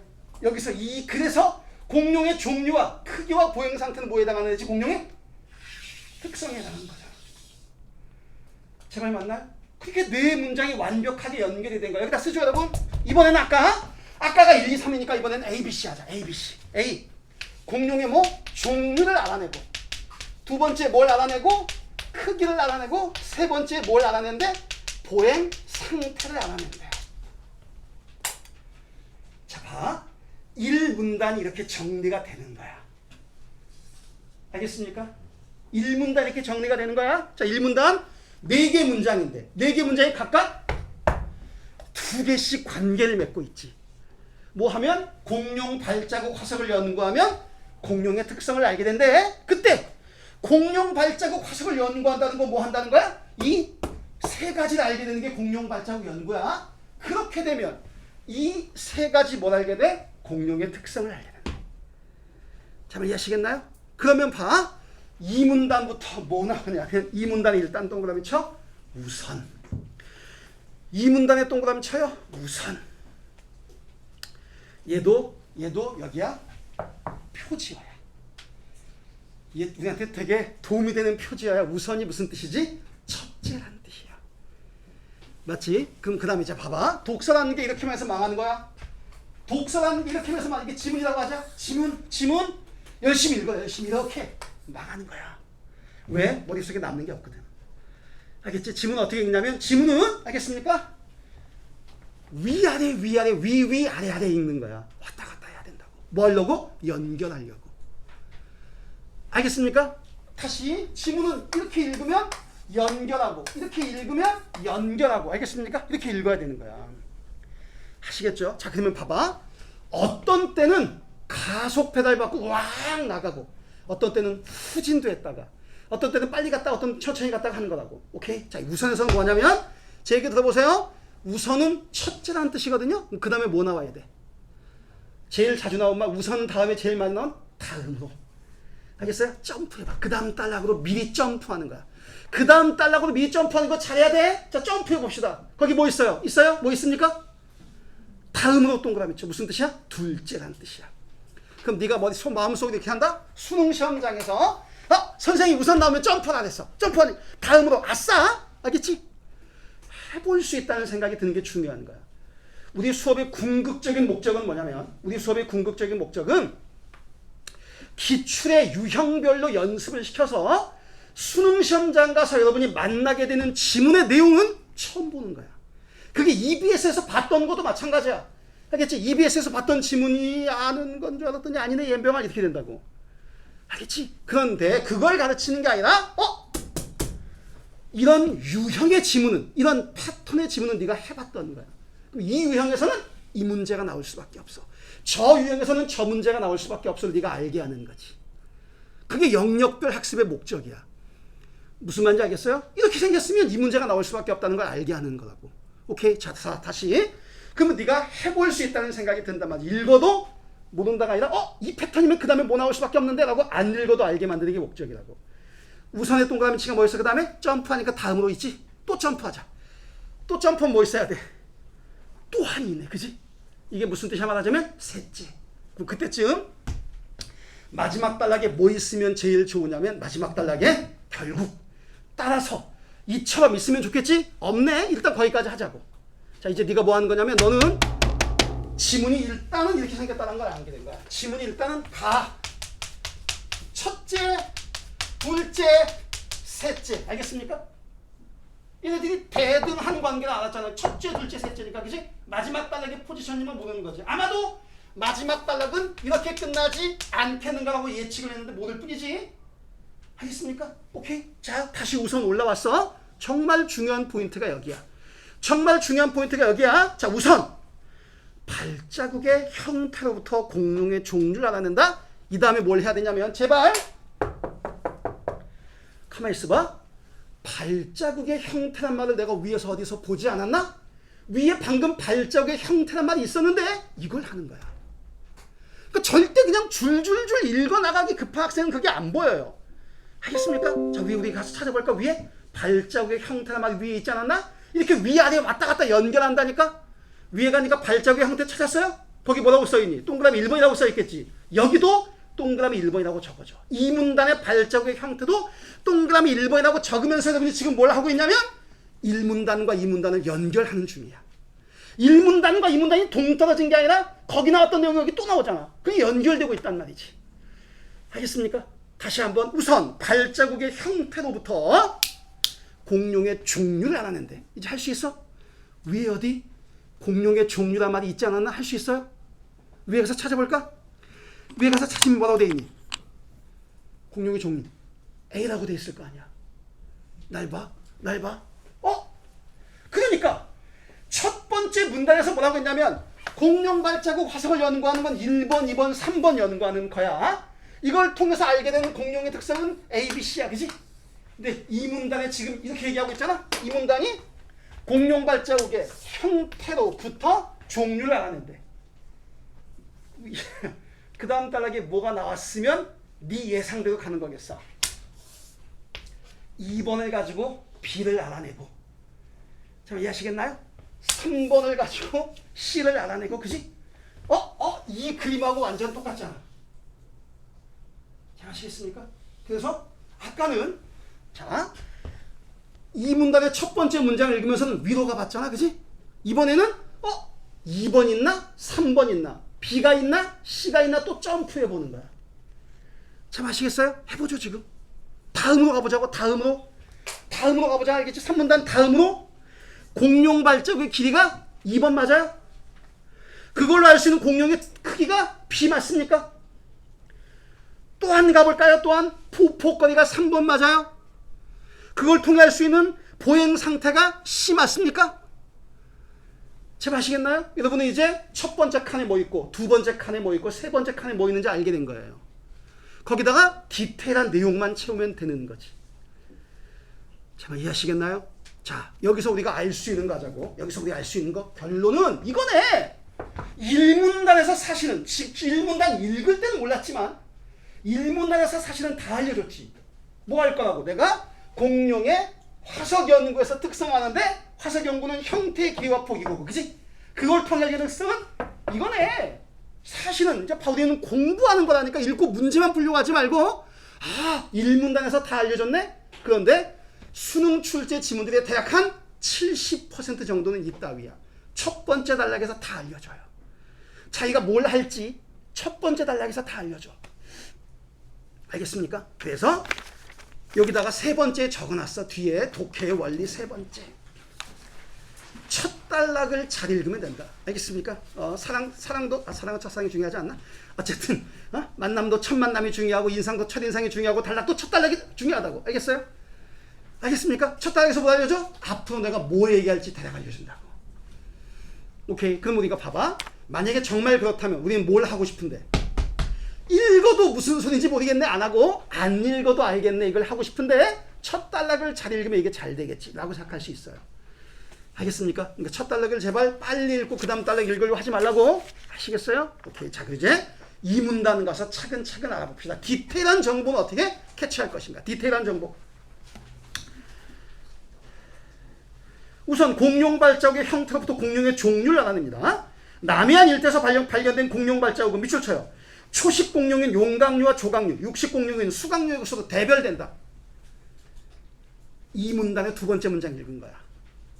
그러면서 제발 뭐 잊어버리면 안 되냐면 우리가 뭘 가지고 뭘 안다라는 거야? 발자국의 1번 형태 가지고 공룡의 종류 하는 거야. 근데 공룡의 종류가 크게 몇 가지 있어? 3가지. 작게는 몇 가지 있어? 2가지. 알겠습니까? 여러분, 이걸 뭐라고 하냐면 설명 방식. 근데 이런 거야. 제 주장에 따르면 야, 저 친구 좀 끼워줘. 오케이. 자, 절 보세요. 중요한 얘기. 출제자가 어떤 설명 방식을 쓰잖아? 왜 그러는 거야? 제 주장에 따르면 왜 그러는 거죠? 문제 내려고요. 오케이. 얘가 불균하는 설명 방식을 쓰는 이유는 문제 내려고. 알겠습니까? 얘가 분석이라는 설명 방식 쓰는 이유는 문제 내려고. 그건 있잖아. 문학의 출제자도 똑같아. 문학의 출제자는 자기가 지문을 쓰지는 않지. 그렇잖아, 그지? 그럼 걔는 뭐 하는데? 선정할 거 아니냐고? 그렇지? 그런데 자, 지문을 선정하기 위해서 지문들을 쭉 봅니다. 알겠지? 예컨대 EBS 현대시를 쭉 본다고 알겠지? 야, 이거 내야겠다. 이 지문 내가 선택해야겠 S. 알겠습니까? 할 때 그냥 선택해놓고 그때부터 문제 내지 않는다니까? 알겠습니까? 이 지문 보니까 이 지문은 공감각적 표현이 아주 잘 되어 있네? 이거 뽑아야지. 그럼 무슨 문제네? 공감각적 표현 낼 거 아니냐고. 제발 이해하시겠나요? 야, 이거 수미상관이 기가 막힌데? 알겠습니까? 그 지문 뽑으면 무슨 문제네? 수미상관 내려고 하는 거 아니냐고. 알겠습니까? 마찬가지 원리인 거야. 그럼 우리가 이 사람이 어떤 설명 방식을 쓰면 어떤 문제가 나올 수 있는지 아는 거야. 오케이? 정해져 있다고. 자, 여기다 해보죠. 지금 설명 방식을 뭐 썼다고요? 분류. 선생님, 분류가 뭡니까? 종류. 공룡의 종류. 공룡은 무엇과 무엇이 있고요? 초식 공룡과 육식 공룡이 있고요. 초식 공룡에는 용각류와 조각류, 육식 공룡엔 수각류가 있다. 알겠습니까? 설명 방식이 뭐라고요? 분류. 자, 수능에 분류의 설명 방식에서 나올 수 있는 문제는 3가지 유형. 얘네들의 지금부터 지금부터 얘네들의 공통점 얘기하는 거야? 차이점 얘기하는 거야? 차이점 얘기하겠지. 알겠습니까? 윤곽류는 A, 조각류는 B, 수각류는 C 설명하겠죠? 그리고 문제는 네 뒤통수를 치면서 얘네들의 공통점이라고 잘 물어본다고. 알겠습니까? 1문단 논리실증주의자와 포퍼는 블라블라블라. 2문단 이와 달리 콰이는 블라블라블라.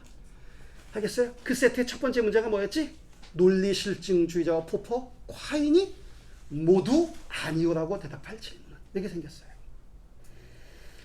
알겠습니까? 자, 다시 그러니까 이렇게 얘기하는 거야. 설명 방식이 분류일 때는 제가 한 번도 수업 시간에 공통점이라고 써본 적이 없다고, 한 번도 차이점이라고 쓰지 않는다고 했으니까 항상 공통점과 차이점. 알겠죠? 차이점 나오면 네 머릿속에 공통점은? 공통점 나오면 머릿속에 차이점은? 알겠습니까? 동시에 진행되는 거예요. 알겠습니까? 동시에 진행돼요. 그래서 이렇게 얘기한다고. 봐봐. 내가 야, 남자하고 여자는 너무너무 달라. 그지? 라고 얘기하면 사람들이 그렇지. 남자하고 좀 달라. 알겠습니까? 근데 내가 야, 남자하고 칠판은 졸라 달라. 여자하고 공룡은 진짜 다르지 않니? 그럼 사람들이 미친놈 치라나네 이렇게 얘기하겠지. 아니 근데 남자와 여자의 차이보다 남자와 공룡의 차이가 여자와 칠판의 차이가 더 크잖아. 근데 여자와 칠판은 좀 다르지 않니? 이렇게 얘기하면 사람들이 왜 미쳤다 그래? 공통점이 없거든. 우리는 어떤 대상에 공통점이 있을 때 차이점을 얘기하는 거지, 공통점이 없는 대상은 그냥 다른 대상이니까 차이점도 얘기하지 않는다고. 알겠습니까? 야, 네가 무슨 러셀 갈까 무슨 이투스 갈까 고민하는 거지, 알겠지? 공무원 시험 보러 갈까 고민하지 않잖아. 같은 범주니까 거기서 고민하는 거란 말이지. 제가 이해하시겠나요? 그런 거야. 오케이? 공통점, 차이점. 알겠습니까? 또는 자, 어떤 것에 장점만 있잖아, 그지? 장점만 있어? 그런 대상은 없어. 반드시 모두 가지고 있어? 단점도 있어. 반대로 어떤 대상이 단점만 있어? 그럼 이 세상에서 사라졌어. 단점만 있으면 이 세상은 사라졌다고. 걔가 모두 있으니까 어쨌든 장점도 있으니까 살아남아 있는 거야. 이 분필 되게 불편하거든? 손에도 묻고 잘 안 보여. 알겠습니까? 싸다고. 알겠습니까? 싸다는 장점이 있으니까 살아나는 거야. 잘 아시겠죠? 오케이. 마지막에 제일 자주 나오는 거, 구분이라는 거 뭐냐면 A를 A라고 하는 선지 맞는 선지, A를 B라고 우기는 선지 틀린 선지 이거야. 너무너무 단순하지만 너무너무 강력한 문제인 거죠. 알겠습니까? 자, 여기서도 마찬가지야. 너는 여기서 감 잡았어. 뭐 하는 순간, 이렇게 나오는 순간, 분류니까 이런 문제 나오겠네. 알겠습니까? 라고 생각하면서 읽는 거야. 그래야 읽으면서 공통점, 차이점, 장점, 단점 하면서 읽으면서 푸는 거지. 대전제가 뭐지? 대전제가 이렇게 나오면 이 문제가 나올 수밖에 없다는 게 대전제지. 그걸 네가 반복을 통해서 알게 된다면 읽으면서 풀고 있단 말이야. 문제를 예측하고 있는 거야. 알겠습니까? 이게 독해의 마지막 단계야. 독해의 마지막 단계는 뭐냐면 여기 4번 여기 4번 뭘 알면 돼? 설명 방식 알면 설명 방식마다 출제 요소가 있어. 방금 했지? 분류는 이런 출제 요소가 있어. 알겠습니까? 마지막에 5번 가장 중요한 거. 애들이 내가 독해 원리 이렇게 적으니까 너무 많대, 너무 복잡하대. 선생님 하나로 하면 안 될까요? 하나로? 이 독해 원리를 하나로 줄이면 안 될까요? 그럼 5번이야. 뭐 하는 거야? 예측하는 거라고. 무엇을 예측하냐면 이미 나온 내용을 바탕으로 아직 안 나온 내용을 예측하는 거야. 1문단을 바탕으로 다음을 예측하는 거야. 이것 봐. 여기 지워졌네. 1A를 바탕으로 뭘 예측할 수 있니? 2B겠구나.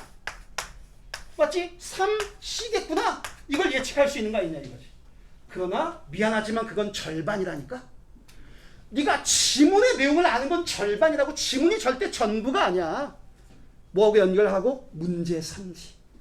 알겠지? 그럼 봐. 지문이 이렇게 전개된다는 거 예측하지? 두 번째는 그렇다면 지문이 이런 내용이니까 무슨 문제가 나올 수밖에 없고 어떤 선지가 나올 수밖에 없고 오답은 이렇게 구성하는 거야. 오답은 장점인데 단점이라고 우기는 거야. 공통점인데 차이점이라고 우기는 거야. A가 큰데 B가 크다고 우기는 거야. 알겠습니까? 아까 뭐라 했지? A 아니라 B인데 A라고 우기는 거야. 너는 이 부분 중요한데 오답을 어떻게 낼지 예측할 수 있어. 오답을 쉽게 피할 수 있는 거지. 함정에 잘 빠지지 않는 거지. 이것 봐. 인천이 직할시야 직활시야. 인천이 직할시야 직활시야. 내가 질문을 하면 학생들이 알겠습니까? 저 새끼가 좀 있으면 정답을 얘기하겠지. 나의 소중한 뇌는 쉬자. 내가 정답을 얘기하길 기다린다고. 그게 수동적인 독서, 수동적인 공부야. 응? 네가 직활시냐 직활시냐 그럼 직활? 직활? 그런 말은 못 들어봤는데 직활이네 라고 네가 생각을 하고 대답을 해야 내가 아니? 인천광역시지 하면 네가 헐 그럴 거 아니냐고. 무슨 말인지 알겠어? 봐. 네가 대답을 해서 틀려야 기억한다니까. 대답을 해서 맞으면 맞았기 때문에 기억하고 틀리면 틀렸기 때문에 기억하는 거야. 맞으면 당연하지 라고 기억하고 틀리면 엥? 헐? 하면서 기억하는 거라고. 그게 능동적인 독서야. 무슨 말인지 알겠습니까 여러분? 인천 직활시 얘기한 거 뭐냐면 그게 이분법이야. 방금 내가 얘기했지? 뭐가 맞다가 아니라 직활? 그런 말은 없으니까 직활. 그러니까 틀렸잖아. 내가 질문을 바꿔서 야 서울은 특별시인데 인천은 무슨 시니? 라고 하면 애들이 좀 생각하다가 광역시로 맞출 수 있거든? 내가 질문을 그렇게 안 하잖아. 출제자들이 질문을 그렇게 안 한다고. 하겠습니까? 인천이 직활시니 직활시 이렇게 묻는단 말이지. 봐. 회전 운동을 하는 물체는 회전관성을 가져서 회전관성은 언제 커지고 작아진다. 선택지 뭐라고 나오지? 정지한 물체의 회전관성은 언제 커진다. 우리가 뭐하지? 가만히 있어봐. 이때 커지나? 이때 작아지나? 하는 거지. 에이 회전 안 하잖아. 틀렸네? 이걸 못한단 말이지. 너무너무 자주 나와. 이 책에도 나와 있어 하겠습니까? 움직이는 물체의 전향력은 적도에서 가장 크고 극지방에서 가장 작다. 뭐하는 물체? 움직이는 물체의 전향력은 선지에 뭐라고 나와 있지? 정지한 물체의 전향력은. 그러면 전향력이 언제 크지만 생각하지? 움직이는지 이거는 빼먹는단 말이에요. 무슨 말인지 알겠습니까 여러분? 오케이? 뭐라고 물어보면 적도에서의 전향력은요. 이렇게 물어보면 생각할 수 있는데 알겠지? 그렇게 묻지를 않는다 이거지. 그게 출제자들의 방식이야. 무슨 말인지 알겠어요 여러분? 자 그래서 다시 한번 마지막에 뭐라고요? 두 가지를 예측하는 거야. 첫 번째, 지금까지 전개된 내용을 바탕으로 전개된 내용을 예측하는 거야. 두 번째, 그걸 바탕으로 어떤 문제와 어떤 선지와 어떤 방식의 오답이 나올지 예측하는 거예요. 오답의 예측 중요하다고. 알겠습니까? 좋아요. 이제 가보죠. 여기도 다시 갔어요. 지문에 이제 다시 갔어. 자, 초식 공룡, 육식 공룡 했어요. 용광류의 발자국은 세 번째 줄 읽고 있어요. 용광류의 발자국은 타원형이나 원형에 가까우며 앞발이 뒷발보다 작고 그 모양도 조금 다르다. 이들은 대체로 사족 보행을 나타낸다. 자, 그 다음 뭐냐면 조광류의 발자국, 그러니까 조자 앞에 슬러시로 끊어. 여기까지가 용광류에 대한 정보야. 조광류 앞에 끊었어. 자, 여기까지가 용광류에 대한 정보야. 한 번만 더 읽을까? 용광류의 발자국은 타원형이나 원형에 가까우며 앞발이 뒷발보다 작고 모양도 달라. 이들은 대체로 사족 보행열. 어디가 중요한 정보야? 여기 용광류에 대한 다양한 정보가 있지? 뭐가 중요한 정보야? 1문단의 첫 번째 문장 잊어버렸어요?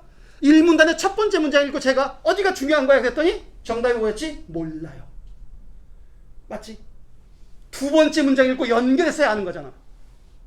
알겠습니까? 그럼 봐. 얘 마찬가지야. 얘가 어떤 특징을 갖고 있는지는 얘하고 비교해봐야 한다고. 그럼 우리 어떻게 할 거냐면 이렇게 할 거야. 우리 있잖아. 얘 읽으면서 얘 읽었지? 조광류 읽었지? 그리고 빨리 수광류로 넘어가는 것이 아니라 올라올 거라고. 위아래 비교할 거라고요. 제 말 이해하시겠습니까? 그러니까 이때는 용광류 읽을 때는 조금 빨리 읽어도 돼. 안 읽어 넘어가면 안 돼. 조금 빨리 읽어도 되지? 왜 이따가 다시 읽을 거거든. 그러니까 빨리 읽어야 때와 천천히 읽어야 될 때와 후진할 때와 점프할 때와 이걸 잘 구분해야 된다고. 알겠습니까? 그 다음 자 이제 조광류 읽어볼까요? 조광류의 발자국은 세 개의 뭉툭한 발가락이 앞으로 향해 있고 발 뒤꿈치는 완만한 곡선. 이들은 대체로 규칙적인 이족 보행열. 수광류 앞에 슬러시도 끊고. 이제는 알아야 돼. 이제는 알아야 돼요. 여기 용광류와 조광류의 결정적인 차이가 어디야? 용광류는 조광류는 이족 보행일이잖아, 그지? 그럼 이리 올라가니까 얘는 뭐야? 사족 보행이지. 이것 봐. 이것 봐. 이거네. 뭐? 얘네들은 어떤 공통점이 있지? 용광류와 조광류는 어떤 공통점? 초식이라는 공통점. 하지만 어떤 차이점도 있어. 얘는 사족인데 얘는 이족이라는 차이점도 있잖아요. 자, 아시겠습니까? 이때 봐봐. 이때 수능을 기출을 많이 공부하면 그 다음이 보여. 얘는 있잖아. 얘는 3족이나 3족, 5족 아니라 얘가 2족인 경우가 많아. 그럼 이제 어떻게 되냐면 얘는 초식이고 얘는 육식이라는 차이점이 있지. 근데 뭐라는 공통점도 있어? 알겠습니까? 하다 보면 보여. 왜냐면 출제자들의 방식이 뻔하거든. 이래야지 뭐가 완벽해지는 거야? 공통점과 차이점이 완벽해지거든. 잘 아시겠습니까? 여러분도 봐봐. 정말 이렇게 생겼다면 예측이 쉬워요. 쉬운 거죠. 그렇지 않을까요? 자, 읽어볼까요? 이제 마지막 세 번째 읽는 거야. 수강류의 발자국은 밑줄 쳐. 날카로운 발톱에 달린 세 개의 발가락. 왜 밑줄 쳤지? 그 위에 뭐 있었어? 뭉툭한 세 개의 발가락 믿지, 그지? 밑줄 치고 얘네들을 연결해. 이런 화살표 있잖아. 쌍방향으로 가는 이런 화살표 있잖니? 이 지점이 대비다. 됐나요? 이 지점이 대비다. 그지? 아까 걔는, 그러니까 우리가 두 번째 뭉툭한 세 개의 발가락 읽을 때는 걔가 중요한지 몰랐지. 근데 그 다음에 날카로운 세 개의 발가락은 대비를 시켜야 되냐가, 그지? 그때 얘가 중요해지는 거란 말이죠. 마찬가지로 또 밑줄 쳐. 좁고 뾰족한 발 뒤꿈치. 그 위에 뭐 있었어요? 첫 줄에 있지? 발 뒤꿈치는 완만한 곡선. 제 말 아시겠나요? 이렇게 대비시키는 거죠. 조각류처럼 이족보행렬을 나타내지만, 여기 조각류처럼 이족보행렬 아시겠습니까? 칠판이 잘 보일까요, 여러분? 이 그림이 뭘 의미하는지 알겠죠, 여러분? 뭐라고요? 공통점과 차이점. 알겠죠? 공통점과 차이점. 그 다음에 발자국의 길이가 발자국의 폭보다 더 길다는 점이 조각류와 다르다. 자, 이때 자 마지막으로 한 번 더 봐. 제가 아까 이제 이 말 아시겠죠? 이 조각류가 뭉툭한 세 개의 발가락 읽었을 때는 걔가 중요한지 몰라. 근데 얘가 날카로운 세 개의 발가락 읽었을 때 대비시키는 거지. 얘가 사족보행 읽었을 때는 중요한지 몰라. 얘가 이족보행 읽었을 때 대비시키는 거지. 그게 뭐야? 뭐가 중요한지 몰라요. 상대적이니까. 제가 키가 커요, 작아요? 몰라요. 상대적이니까. 잘생겼어요? 못생겼어요? 거기서 또 대답을 안 해, 임병환. 몰라요야 못생겼어? 아닙니다. 알겠습니까? 몰라요. 알겠지? 근데 이런 거 있잖아. 서장훈은 키가 커요, 작아요? 걔는 누구하고 비교해서 작은 적이 별로 없었겠지. 그렇지 않을까요? 그러니까 우리가 저한테 네가 키 커요, 작아는 몰라요는 맞는 말이지만 서장훈한테 몰라요, 상대적이에요. 이건 건방진 말이지. 얘처럼 어떤 정보도, 어떤 주어진 정보도 있잖아. 비교해 보지 않아도 이건 무조건 문제에 나오는 중요한 정보야. 이런 서장훈 같은 정보도 있어요. 어떤 거? 방금 마지막 줄에 있는 거. 아까 제가 얘기했죠? 뭐가 뭐보다 크다, 길다, 빠르다, 증가한다. 이런 정보들. 여기다 제가 정리해 볼게요. 특히 뭐에 자주 나오냐면 과학과 경제에 자주 나오는데, 어떤 용어나 개념을 제시했을 때 이 용어나 개념의 증가 감소 관계, 비례 관계, 크기 비교, A가 크냐 B가 크냐. 특히 최근의 수능은 얘네들 뭐하고 연결지어 설명하냐면 사칙연산이에요. 도대체 국어시험에 사칙연산이 왜 나오냐고, 더하기 빼기가 왜 나오냐고 문제 내려고. 알겠습니까? 그러면 단순한 게 아니야. 뭐가 단순한 게 아니냐면 저 사칙연산이라는 게 저기다가 숫자를 대입해서 푸는 문제보다는요, 이 사칙연산을 통해서 저 관계를 알려줍니다. 말하자면 A는 B를 C로 나누어 구할 수 있다. 국어는 문장으로 쓸 거 아니야, 그지? 너는 제발 식으로 써. 그 순간 너는 뭘 알게 되는 거야? C가 증가하면 A는 감소하겠지. 제발 이해하시겠나요? 그러니까 여기서 우리는 얘는 우리한테 식을 알려줬는데 우리는 이 관계를 알아내는 거다, 그런 얘기예요. 알겠습니까? 이거 뭐라고? 서장훈. 항상 걔는 커. 알겠지? 여병을 알아. 김희애 너무 옛날 사람인가? 김태희 항상 예쁘다고 연병아. 너하고 비교할 필요 별로 없어. 알겠습니까? 원빈 항상 잘생겼어. 알겠지? 그거 항상 중요한 정보. 그래서 보면 눈이 번쩍 띄고 네모치는 거야. 야구 선수들이 홈런을 칠 때, 알겠지? 야구공 이만하잖아. 그 공에다가 이렇게 맞히니까 얼마나 힘들겠니, 그지? 근데 컨디션이 좋아서 홈런을 펑펑 칠 때는 야구공이 수박만하게 보인다고 얘기한단 말이야. 거짓말이죠, 연병아. 그럴 리가 없지, 그지? 그것처럼 우리도 컨디션이 좋을 때는 지문에서 이거 문제 나올 빌이네? 라고 보여야 돼. 모든 글씨가 똑같이 하얀 건 종이고 흰 건 글씨가 아니라 이 글씨는 크게 보여. 이 글씨는 문제에 나오는 삐리야. 그걸 알아야 된다니까. 여기서는 이 문단의 마지막에서는 뭘 알아야 돼? 발자국의 길이가 폭보다 더 길다. 알겠어요? 길다. 여기다 네모치면서 비교하면서 읽어야 돼. 그러면 네가 여기다 말하자면 북마크 해놓은 거야. 북마크. 머릿속에 꼭 외우라는 건 아니야. 여기다 북마크 해놓으면 나중에 문제 풀 때 한번 있으면 아까 거기 뭐 길다고 있었지? 여기서 풀 수 있잖아. 근데 읽으면서 북마크가 안 되면 안 된단 말이지. 자, 이해하시겠나요? 읽으면서 우리가 출제호소를 미리 찾아놓는 거란 말이죠. 그래야지 나중에 빨라진다고. 알겠습니까? 네. 3문단. 공룡 발자국의 길이부터 공룡의 크기를 추정하죠.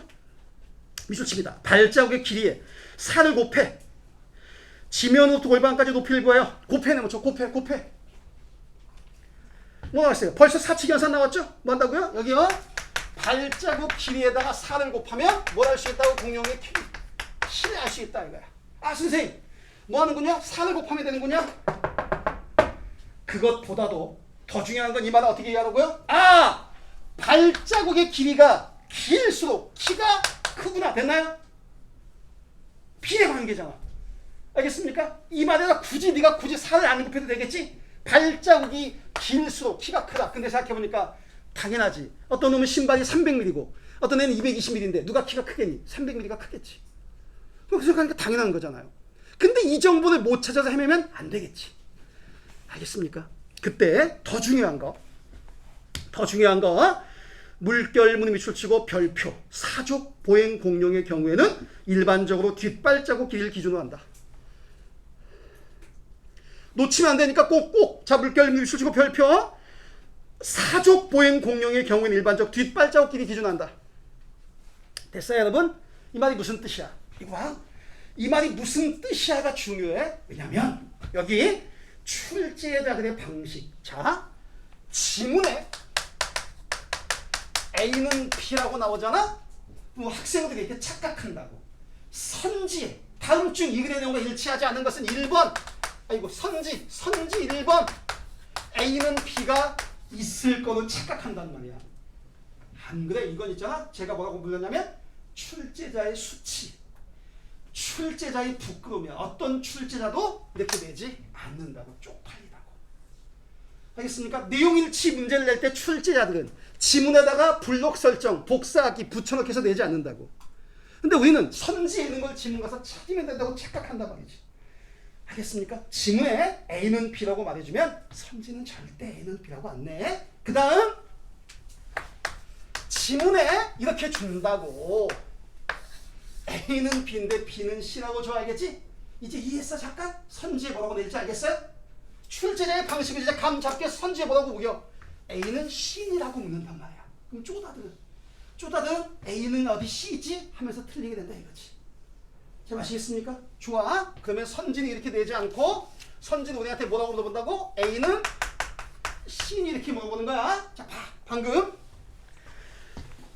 사족보행 공룡의 경우에는 뒷발자국 길이가 키다 이거야. 무슨 뜻이야? 위에 이렇게 해보자. 위에 어디? 사족보행이란 말 위에 어디 있지 않았나? 이거 해보자고. 정말 중요한 무기. 위에 아까 그 말 있지 않았나? 이게 연결하는 거. 위에 어디 사족보행이란 말 위에 어디 있잖아요? 있습니까 여러분? 어디에 있어? 모만. 여기 지워버렸네. 모만 사족보행이지. 용강유만 사족보행이잖아. 그 정보와 이 정보를 연결해봐. 이제 이 말이 뭐처럼 들려? 용강유가 뒷발자국 기준이다 이렇게 보이는 거야. 자, 이해하시겠나요? 단순하지만 중요한 거 여기다 해보자. 자, 지문에서 이렇게 알려줬어. 지문에서 용강유는 사족보행. 오케이. 그 다음 사족보행은 뒷발자국. 우리는 뭐라고 알아내는 거야? 용강유가 뒷발자국이군. 이게 읽으면서 문제를 푸는 거야. 너무너무 자주 나와. 너무너무 자주 나온다고요. 알겠습니까? 당연히 작년 수능에도 나왔죠. 작년 6평에도 나왔고 작년 9평에도 나왔고 작년 수능에도 나왔다고요. 당연한 방식이니까. 알겠습니까?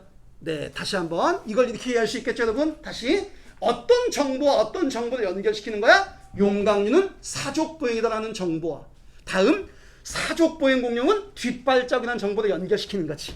그럼 어떤 결론? 용강유가 뒷발자국이라는 결론. 너무 당연하잖아. 사족은 용광류밖에 없으니까. 그런데 이걸 읽고 뒷발자국 길이는 사족이군 이러면 안 된다는 거지. 뭐 읽으면 읽었지 무슨 뜻인지 모른다는 거야. 그러니까 문제를 틀리게 되는 거죠. 제 아시겠습니까? 앞으로 반복적으로 연습할 거야. 봐! 이거 A지, 이거 B지, 이거 B지, C지. 그러니까 시문에는 선지 이거 나오겠네? 선지 확인해보자. 정말 그렇네? 이걸 반복적으로 연습한단 말이지. 이거 봐. 이렇게 하면 쉽지. 이렇게 하면 쉬운데 여기다가 만을 집어넣으니까 조금 어렵지. 게다가 이 문장과 A는 B는 1문단에 있고 B는 C는 3문단에 있어. 그걸 연결시키는 걸 자꾸 의도적으로 연습을 해야 된다고. 알겠습니까? 그냥 읽는다고 되는 게 아니라 문제에 어떻게 내는지를 알아야 된단 말이죠. 오케이? 이거 좀 이따 또 합니다. 그 다음에 자 오른쪽 가보겠어요.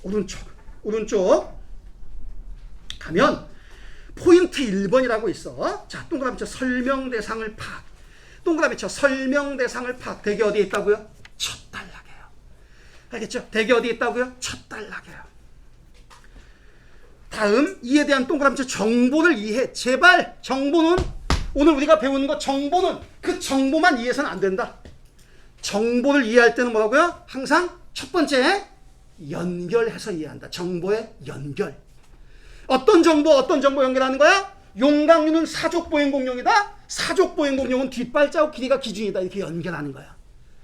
잘 아시겠습니까? 정보는 연결하는 거예요. 알겠죠? 다음 포인트 2번 갔어. 포인트 2번 설명 대상과 관련된 주요 정보를 동그라미 쳐 문단별로 정리. 이번에는 이 문단, 이 말 그대로 이 문단은 이런 내용이야. 3문단 이런 내용이야. 문단별로만 있으면 안 돼. 문단을 뭐 하고 하겠어요? 제가 연결하라고 하겠죠. 알겠죠? 문단을 뭐 해야 돼? 연결해야 됩니다. 포인트 3번 갔어요. 포인트 3번 설명 방식 동그라미 쳐. 자, 설명 방식을 알면 뭘 알 수도 있지만 내용을 이해하기도 쉽지만 뭐도 할 수 있어? 출제 요소. 그 설명 방식에 따른 출제 요소.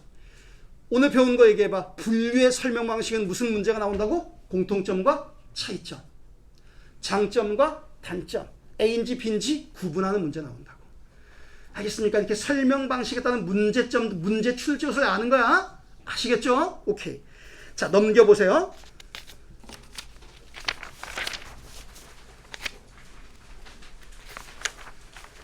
자, 문제 유형. 문제 1번. 문제 미쇼처 표제와 부제. 이렇게 문제가 이렇게 제목을 묻는 문제 있잖아요. 제목을 묻는 문제는 그 글의 주제 또는 중심, 화제를 묻는 겁니다. 알겠습니까? 그러면 당연히 이 글의 중심 화제는 대부분의 독서지문 어디 있냐면 마지막에 있어요. 끝단락에 있다고요? 그런데 생각보다 첫 단락에도 상당히 많아요. 우리가 읽었던 독서 생각봐. 첫 번째 단락이 뭐였지? 공룡 발자국 화석 1, 2, 3을 연구하면 공룡의 특징 A, B, C를 알 수 있다는 거지. 중심 내용이 그거잖아요. 어디 있어? 얘는 첫 단락에 있어. 결론 첫 단락이나 끝 단락에 있다. 다시 한번 제목을 묻는 문제는 주제, 중심 화제 묻는 거야. 당연히 그렇겠죠? 그지? 여러분 지금 찾아보세요. 우리가 지문을 샅샅이 다 읽진 않았지만 답이 뭐라고? 공룡 발자국 화석을 연구하면 공룡의 특징을 알 수 있다가 답이야. 오케이. 그걸 가지고 찾는 거 지문의 선택지에 그 말은 없어. 그 뜻인 걸 찾는 거란 말이죠. 공룡 발자국 화석을 연구하면 공룡의 특징을 알 수 있다. 그걸 찾는 거라고요. 알겠습니까? 오케이. 그럼 답이 몇 번이 돼야 돼? 1번이 돼야 되는 거지. 발자국 화석을 연구하면 공룡의 특성을 알 수 있다는 것이 의미니까요. 제가 이해하시겠나요? 다음, 자, 두 번째 문제 그림 있죠. 봐봐. A, B, C, D 할 때 A하고 D가 같은 그림이고 B하고 C가 같은 그림이 됐나요? 같은 애야. A하고 D가 같은 애고 B하고 C가 같은 애야. 이족보행, 사족보행이 보자. 어디가 이족보행이고 어디가 사족보행이야. A와 D가 이족보행이고. 알겠습니까? B와 C가 사족보행인 거죠? 사족보행은 뭐밖에 없니? 용광류밖에 없었지. 용광류는 뭐가 기대? 용광류의 키는 뭐 곱하기 4야? 뒷발자국 길이 곱하기 4지? 이게 그거야. 자, 보기에 니은이요. 보기에 니은. 뒷발자국 길이가 B는 30cm고 C는 36cm야. 아까 제가 이렇게 얘기했죠? 여기요. 발자국 길이에 4를 곱해서 크기를 안다. 그런데 누구는 뒷발자국 길이가 기준이다? 사족보행 공룡 아니고 뭐 용광류는 그지? 알겠습니까? 이 말이 무슨 뜻이라고? 발자국 길이가 길수록 크기가 크다는 거 아니야, 그지? 4를 곱해서 구하면 바보. 4를 곱해서 구하면 바보.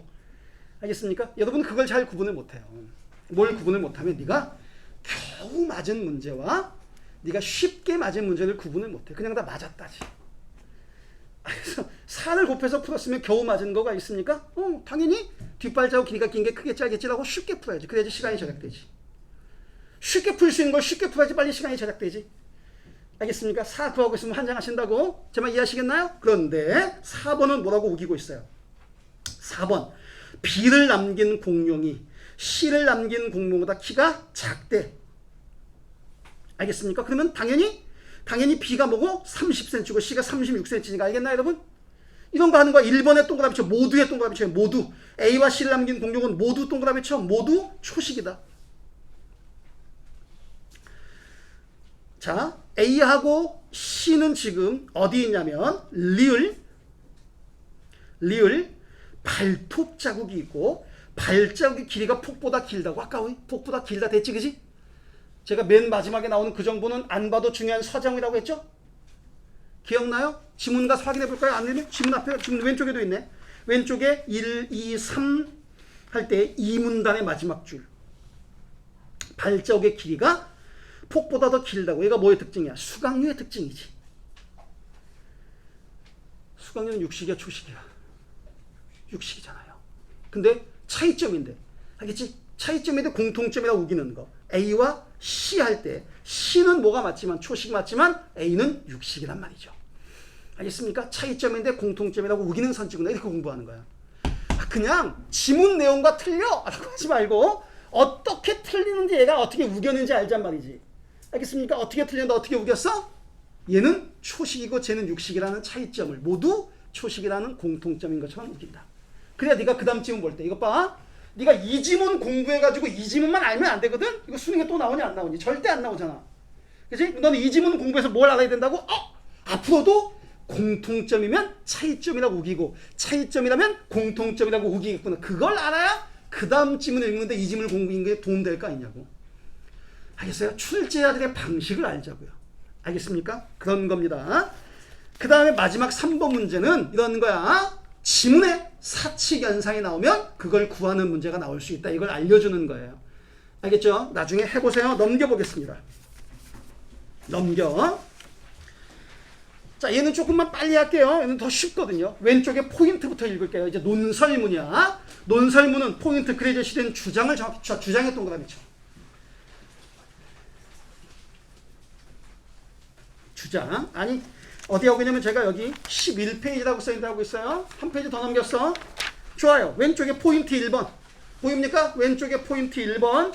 글에 제시된 주장을 정확하게 파악한다. 주장의 동그라미 쳐주세요. 다시. 논설문에서는 뭐가 중요하다? 주장을 파악하는 게 중요하다. 그치? 그런데 네가 아는 거 얘기해봐. 논설문에서 주장하고 항상 함께 다니는 애 누구니? 주장하고 항상 함께 다니는 애. 근거라는 애지. 수능에는 옛날에는 전제라고 썼거든요. 전제가 이유야. 전제가 근거거든. 근데 학생들이 전제하고 근거를 잘 몰라. 몇 년 전 수능에 금리를 묻는 문제가 나와서 애들이 너무 많이 틀렸는데 다음에 재수생들 물어보니까 금리라는 말이 뭔지를 몰라서 틀렸다는 거야. 이해병을. 우리만 분석하는 게 아니라 평가원도 분석하거든요. 평가원이 더 이상 금리라는 말을 안 써요. 이자율이라고 쓴다고. 알겠습니까? 앞으로 평가원에서는 전제, 근거 이런 말 잘 안 써. 다 뭐라고 해? 이유라고 해요. 이유. 알겠습니까? 요즘 수능은 다 이유야. 어쨌든 주장이 있으면 뭐가 있다고? 근거, 이유가 있다는 거지. 한번 생각해보자. 주장이 중요할까? 근거가 중요할까? 그러면 지문에서는 주장이 중요할지 몰라도 문제는 맨날 뭘 물어보냐면 근거를 물어본다고. 알겠습니까? 그러니까 주장과 근거를 함께 이해해. 2번 주장을 뒷받침하기 위한 동그라미 쳐. 근거를 정확하게 이해합니다. 주장 플러스 근거야. 3번 동그라미 쳐의 논증 과정.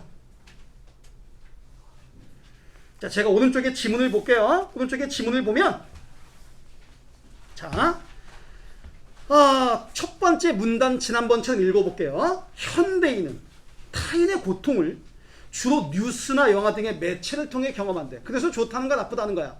다시 한번, 현대인은 타인의 고통을 주로 뉴스나 영화 등의 매체를 통해 경험한대. 좋다는가 나쁘다는 거야. 몰라요. 알겠지? 자, 이해하시죠? 몰라요. 연결해봐야 알죠. 알겠습니까? 두 번째 문장 읽어볼까요? 두 번째 문장. 타인의 고통을 직접 대면하는 경우와 비교할 때 밑줄 그와 같은 간접 경험, 밑줄 그와 같은 간접 경험 지시어 찾아오는 거야. 여기서는 뭐가 간접 경험이야? 뉴스나 영화. 선생님 그런데 뉴스는요 실감 나는데요, 영화는 실감 나는데요, 그건 네 생각이고, 이 지문에서는 뉴스나 영화를 뭘로 취급한다? 간접 경험이라고 취급한다. 알겠죠? 그와 같은 간접 경험으로부터 연민을 갖기는 쉽지 않다. 더구나의 동그라미 쳐 또한이라는 뜻이에요. 더구나의 동그라미 쳐 또한이라는 뜻입니다. 자, 그러면 앞에 거가 1번이고 더구나가 2번이야. 1번의 두 문장을 연결해 볼게요. 제가 아까처럼 1번의 두 문장을 연결하면 현대인은 타인의 고통을 뭐 한다라는 거야? 간접 체험한다라는 거야. 간접 경험한다고요.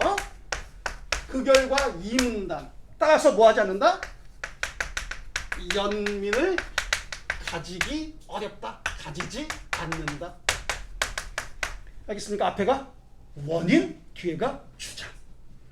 앞에가 이유, 뒤에가 주장. 됐나요? 논설문이 뭐라는 걸 알고 있다면, 주장 플러스 근거라는 걸 알고 있다면. 알겠죠? 세 번째 문장은 더구나 현대 사회는 사적 영역을 침범하지 않도록 주문한다. 네 번째, 이런 존중의 문화 밑을 치면 사적 영역의 존중이죠. 여기가 중요해. 물결문의 밑을 쳐요. 타인의 고통에 대한 지나친 무관심으로 변질될 수 있다. 타인의 고통에 대한 지나친 무관심으로 변질될 수 있다. 봐. 그럼 얘기하는 거지? 3번. 더구나. 여기 더구나야. 또 아니라고 했어요, 제가. 더구나 현대인은 타인의 사적 영역을 존중한다. 그 다음 여기 좀 보세요. 같이 하자고. 여기서 이런 존중의 문화, 사적 영역을 존중하는 존중의 문화로 인하여 뭐 한다고요? 타인의 고통에 대한 지나친 무관심, 이러면 안 돼. 여기다가 타인의 고통에 대한 지나친 무관심 이렇게 읽으면 있잖아. 뭐하고 똑같냐면, 아, 사족 보행 공룡이 뒷발자국이구나, 이렇게 읽은 거하고 똑같아. 뭐라고 읽어야 되는데, 사족 보행 공룡을 뭐라고 읽어야 되지? 위에 올라가서 용광류는 뒷발자국 이렇게 읽어야 되는데. 알겠지? 그럼 봐, 이 말은 무슨 뜻이야? 이 글에서는 현대인은 타인의 고통을 간접 체험하니까 연민을 가지기 어렵지. 더구나 현대인은 타인의 사적 영역을 존중하니까 타인의 고통에 지나치게 무관심하대. 뭘 가지지 않는다는 뜻이야? 연민을 가지지 않는다는 뜻이지. 제 말 맞나요? 자, 여기다 이제 이렇게 문맥적으로 이해하고 나면 1문단에 제목을 붙여보자고. 1문단 주장이 뭐야? 주장. 현대인은 뭐 하지 않는다? 연민을 가지지 않는다. 왜? 근거 1번 타인의 고통을 간접 체험하고, 근거 2번 현대인은 사적 영역을 지나치게 존중하니까. 됐나? 이게 재구성이야. 이게 소화라고, 소화. 알겠습니까? 주어진 문장들을 네가 연결해서 재구성해서 이해한다고. 알겠습니까? 그런데 이걸 타인의 고통에 대해서 지나치게 무관심하구나, 이렇게 읽으면 연결이 안 되니까 정리가 안 되잖아요. 남는 게 없는 거란 말이죠. 제가 이해하시겠나요? 주장 플러스 근거로 이렇게 할 수 있어. 그렇다면 이 문단 읽어보고 이 문단에 제목을 붙여봐. 지금 해보죠, 여러분이.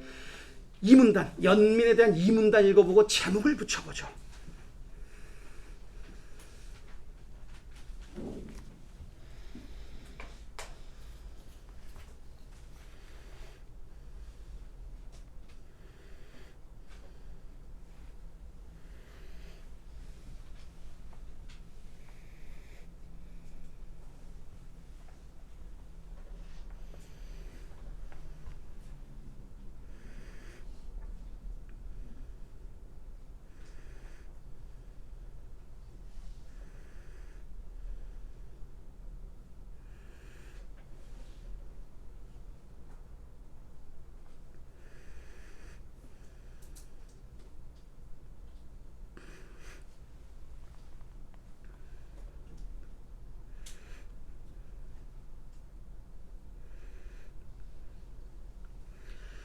가장 쉽게 대답하는 오답은 뭐죠? 연민에 대한 정의요. 연민에 대한 다양한 정의 아니죠. 자, 이제 읽어봅시다, 여러분. 어떻게 읽었어야 되냐면, 연민에 대한 정의는 시대와 문화, 지역에 따라 가지각색 달라요. 다수의 학자들에 따르면 연민은 두 가지 조건, 미술차 연민은 두 가지 조건. 이때 중요한 건, 제 말 좀 들어보세요, 여러분. 이때 중요한 건 이 문단만 보면 속는 거야. 이 문단은 뭐라 그랬지? 1문단과 연결하면 보여. 봐봐. 1문단의 결론은 뭐지? 주장. 이렇게 우리가 1문단을 정리했다면 1문단의 주장은 뭐야? 한마디로 현대인은 연민을 잘 가지지 않는다는 거지. 근데 이 문단에서 연민은 두 가지 조건이 있으면 생긴대. 그렇다면 현대인은 그 두 가지 조건을 가졌다는 뜻이야? 안 가졌다는 뜻이야? 안 가졌다는 뜻이나 그게 연결이야. 근데 그건 안 보고, 그 연결은 안 보고 이 문단에 연민의 두 가지 조건이 있네? 이러시면 곤란하다는 얘기죠. 자, 이해하시겠습니까? 자, 제가 어떻게 됐다고요? 야, 1문단에서 연결, 현대인은 연민이 없다며. 근데 이 문단은 연민은 두 가지 조건이 있어야 생긴단다? 당연히 현대는 그 두 가지 조건을 잘 가진다는 뜻이 안 가진다는 뜻이야? 안 가진다는 거지. 이게 연결이라고요. 자, 이해하시겠습니까? 근데 그렇게 못 봐. 근데 야, 연민의 두 가지 조건 나왔다? 이렇게만 보니까 안 된다는 거지. 알겠습니까? 연결의 뜻을 알겠나요? 조금 더 읽어볼까요? 자, 첫 번째 조건 뭐예요? 먼저 동그라미 쳐. 첫째야, 타인의 고통이 그 자신의 잘못이 내모친다 그랬어? 아니라. 왜 내모쳤지? A 아니라 B라고 했지? 그러면 지문은 A 아니라 B라고 해놓고는 뭐라고 우긴다고? 선지에서 A지라고 우긴다고? 알겠습니까? 뭐가 아니라? 연민은 타인의 고통이 그 자신의 잘못이 아니라 우연히 닥친 비극이어야 한다. 다음으로 둘째, 그 비극이 언제든 나를 엄습할 수도 있다고 생각했는데, 첫 번째, 두 번째 연결되어 있어요, 여러분. 만약에 누군가의 비극이 자기 잘못이, 어떤 놈이 음주운전 하다가 사고 났다고, 미친놈이라고 하지 불쌍하다고 하지 않는다고. 근데 어떤 사람이 그 음주운전하던 미친놈의 차에 치여서 죽었다면 불쌍해 한단 말이지. 첫 번째, 그 자신의 잘못이 아니지. 두 번째, 우연히 닥친 비극이지. 그럴 때 우리가 연민을 느낀다 이거예요. 자, 다시 한번 얘기합니다. 현대인은 남의 불행을 어떻게 생각해? 우연이라고 생각해? 잘못이라고 생각해? 잘못이라고 생각한다는 얘기잖아. 아니, 뭐였어? 아니, 그리고 거기 그때 왜 지나가? 미친놈한테 칠 수 있게 하고 생각한다는 얘기잖아. 아니, 왜 가난한 집 애들이 수학여행을 가면 가까운 데 가지고 무슨 제주도 같이 간다고 배 타고 가다가 지랄이야? 라고 생각한다는 얘기잖아. 그러니까 조롱의 대상이 된단 말이죠. 불쌍하다고 하지 않고. 제 말 무슨 말인지 알겠나요? 다시 연민이 생기려면 타인의 고통이 자기 자신의 잘못이 아니라 우연한 비극이어야 되지. 두 번째, 그래야지 나도 어쩌면 그럴지도 몰라 이게 돼야 되지. 현대인은 그게 안 된다는 뜻이잖아. 그러니까 현대인은 뭐라고? 남의 잘못은, 남의 고통은 지 잘못이라고 보고 난 똑똑하니까 괜찮아? 라고 본다는 얘기잖아. 나한테는 그런 일이 없을 거니까 괜찮아? 라고 본다는 뜻이잖아요. 제 말 아시겠나요? 제가 이렇게 이해하는 건 뭐의 결과야? 둘을 연결한 결과다 이거지. 알겠습니까? 자, 다시 읽을까요?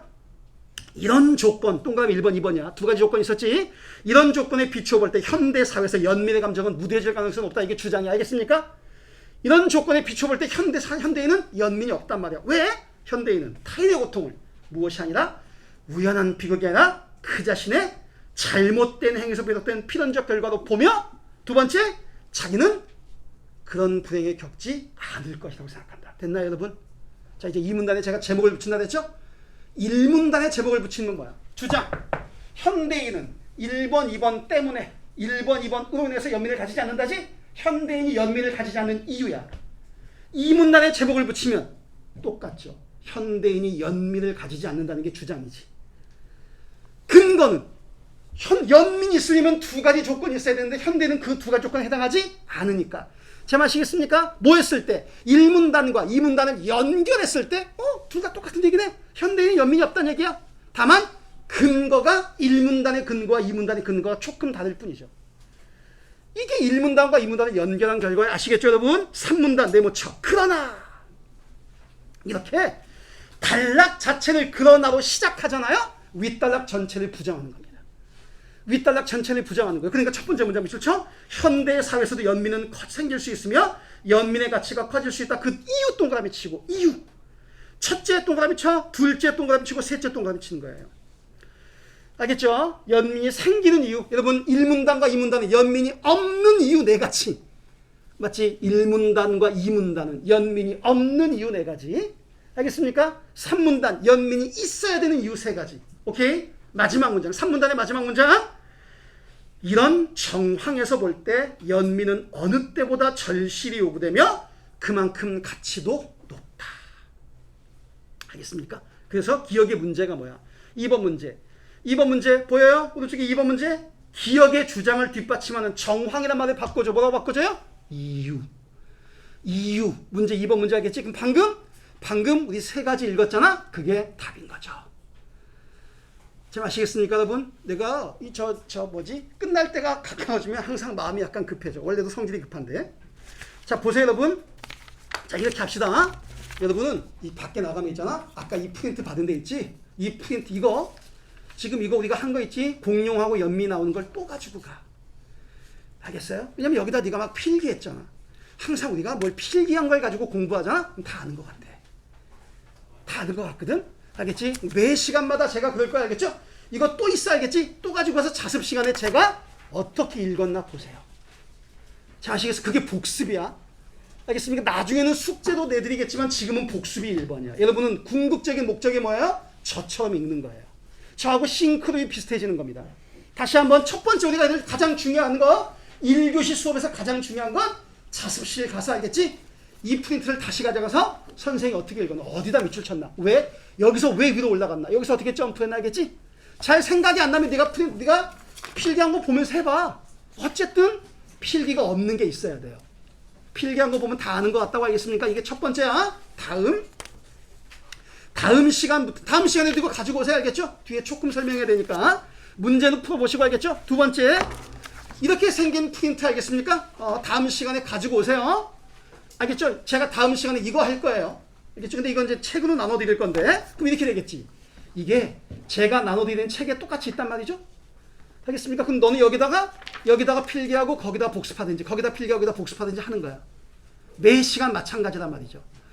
오케이. 그래서 다음 시간에도 그 다음 시간에도 수업 끝나면 똑같은 걸 가져가는 거야. 그 시간에 수업했던 똑같은 거 가지고 복습하는 거 아시겠습니까, 여러분? 그 복습이 제일 중요하다니까요. 지금 뭐 하려고 하지 말고 네가 문제를 많이 풀어봤자 별로 소용이 없어. 알아야지 문제를 푸는 게 도움이 되지. 첫 번째가 복습이라고요. 어디다가? 새로운 종에다가 해보는 거야. 나중에 문법 공부하는 학생들은 문법 필기한 거 말고 백지에다가 네가 배운 개념 써보는 거야. 그럼 대부분 몰라, 이병을. 그런데 필기한 거 보면 다 아는 것 같단 말이죠. 이런 식이야. 아시겠습니까? 그래서 우리가 뭐 한다고요? 영역별로 이렇게 출제 요소들을 찾아가는 공부를 한 바퀴 하고 시즌 1에서 시즌 2에서 2바퀴 하면 사실은 독서는 대부분 완성되는 거예요. 그때 독서를 완성해야 된다고요. 알겠습니까? 그럼 이제 시점으로는 한 7월 정도가 되는 겁니다. 그럼 충분해. 6평은요? 야, 6평을 잘 봐야겠니? 수능을 잘 봐야겠니? 질문을 잘못했어. 6평을 잘 봐야 되니? 9평을 잘 봐야 되니? 수능을 잘 봐야 되는 건데. 알겠죠? 그래서 마지막으로 제가 허리가 아파서 병원에 갔어요. 허리가 아파서 병원에 가니까 의사가 이거 6개월 치료해야 된대. 너 지금 그런 상태야. 알겠습니까? 너 독서 6개월 치료해야 돼. 당장 달라지지 않는단 말이죠. 알겠습니까? 그러면 내가 아니 근데 선생님 알겠습니다. 제가 6개월 동안 병원에서 꼬박꼬박 치료할게요. 6개월 후에 낫는 거죠? 그럼요. 그런데 그 6개월 동안의 통증은요. 6개월 동안 내가 계속 아픈가요? 그러니까 그래서 의사 선생님이 근본적인 치료를 해주는 주사를 한 방 놔주고 알겠습니까? 통증을 없애주는 주사도 놔준다고. 자, 아시겠죠? 왜? 근본적인 치료 6개월 걸려. 그럼 6개월 동안은 아무것도 못해? 그럼 곤란하니까. 말하자면 강좌에 보면 실전 모의고사 이런 강좌도 있어요. 제가 하기도 하고 다른 분이 하기도 하는데 알겠습니까? 그게 통증 주사를 맞는 거란 말이죠. 이 수업은 뭐라고요? 이 수업은 근본적인 실력을 쌓아나가는 거야. 알겠습니까? 6개월 정도 우리가 해서 근본적인 실력을 쌓는 거예요. 여러분이 당장은요. 그럼 이거하고는 약간 거리가 있다 이겁니다. 이거 한다고 당장 나아지지 않으니까. 그런 걸 보완해 주는 건 실전 모의고사 수업이 될 거다 이거죠. 알겠습니까? 네, 마치겠습니다. 꼭 프린트 가져가세요. 수고했습니다.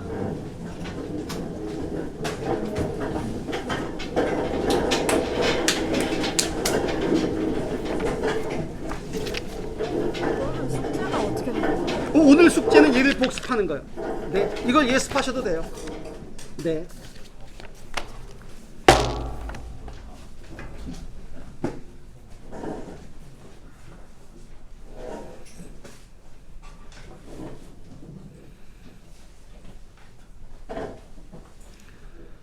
혹시 이 뒤에 만약에 늦게 나가는 학생들이 제가 없으면요, 알겠습니까?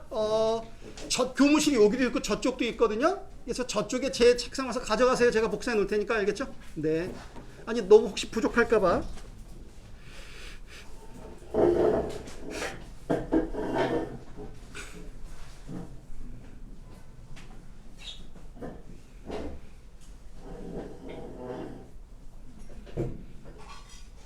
다음 수업도 여기거든요. 근데 그러면 무조건 아래를 들렀다 와야 되는 거예요? 그건 아닌 것 같아요. 그건 아니에요. 네, 네, 네. 그냥 앉아 계셔도 될 것 같아요. 네.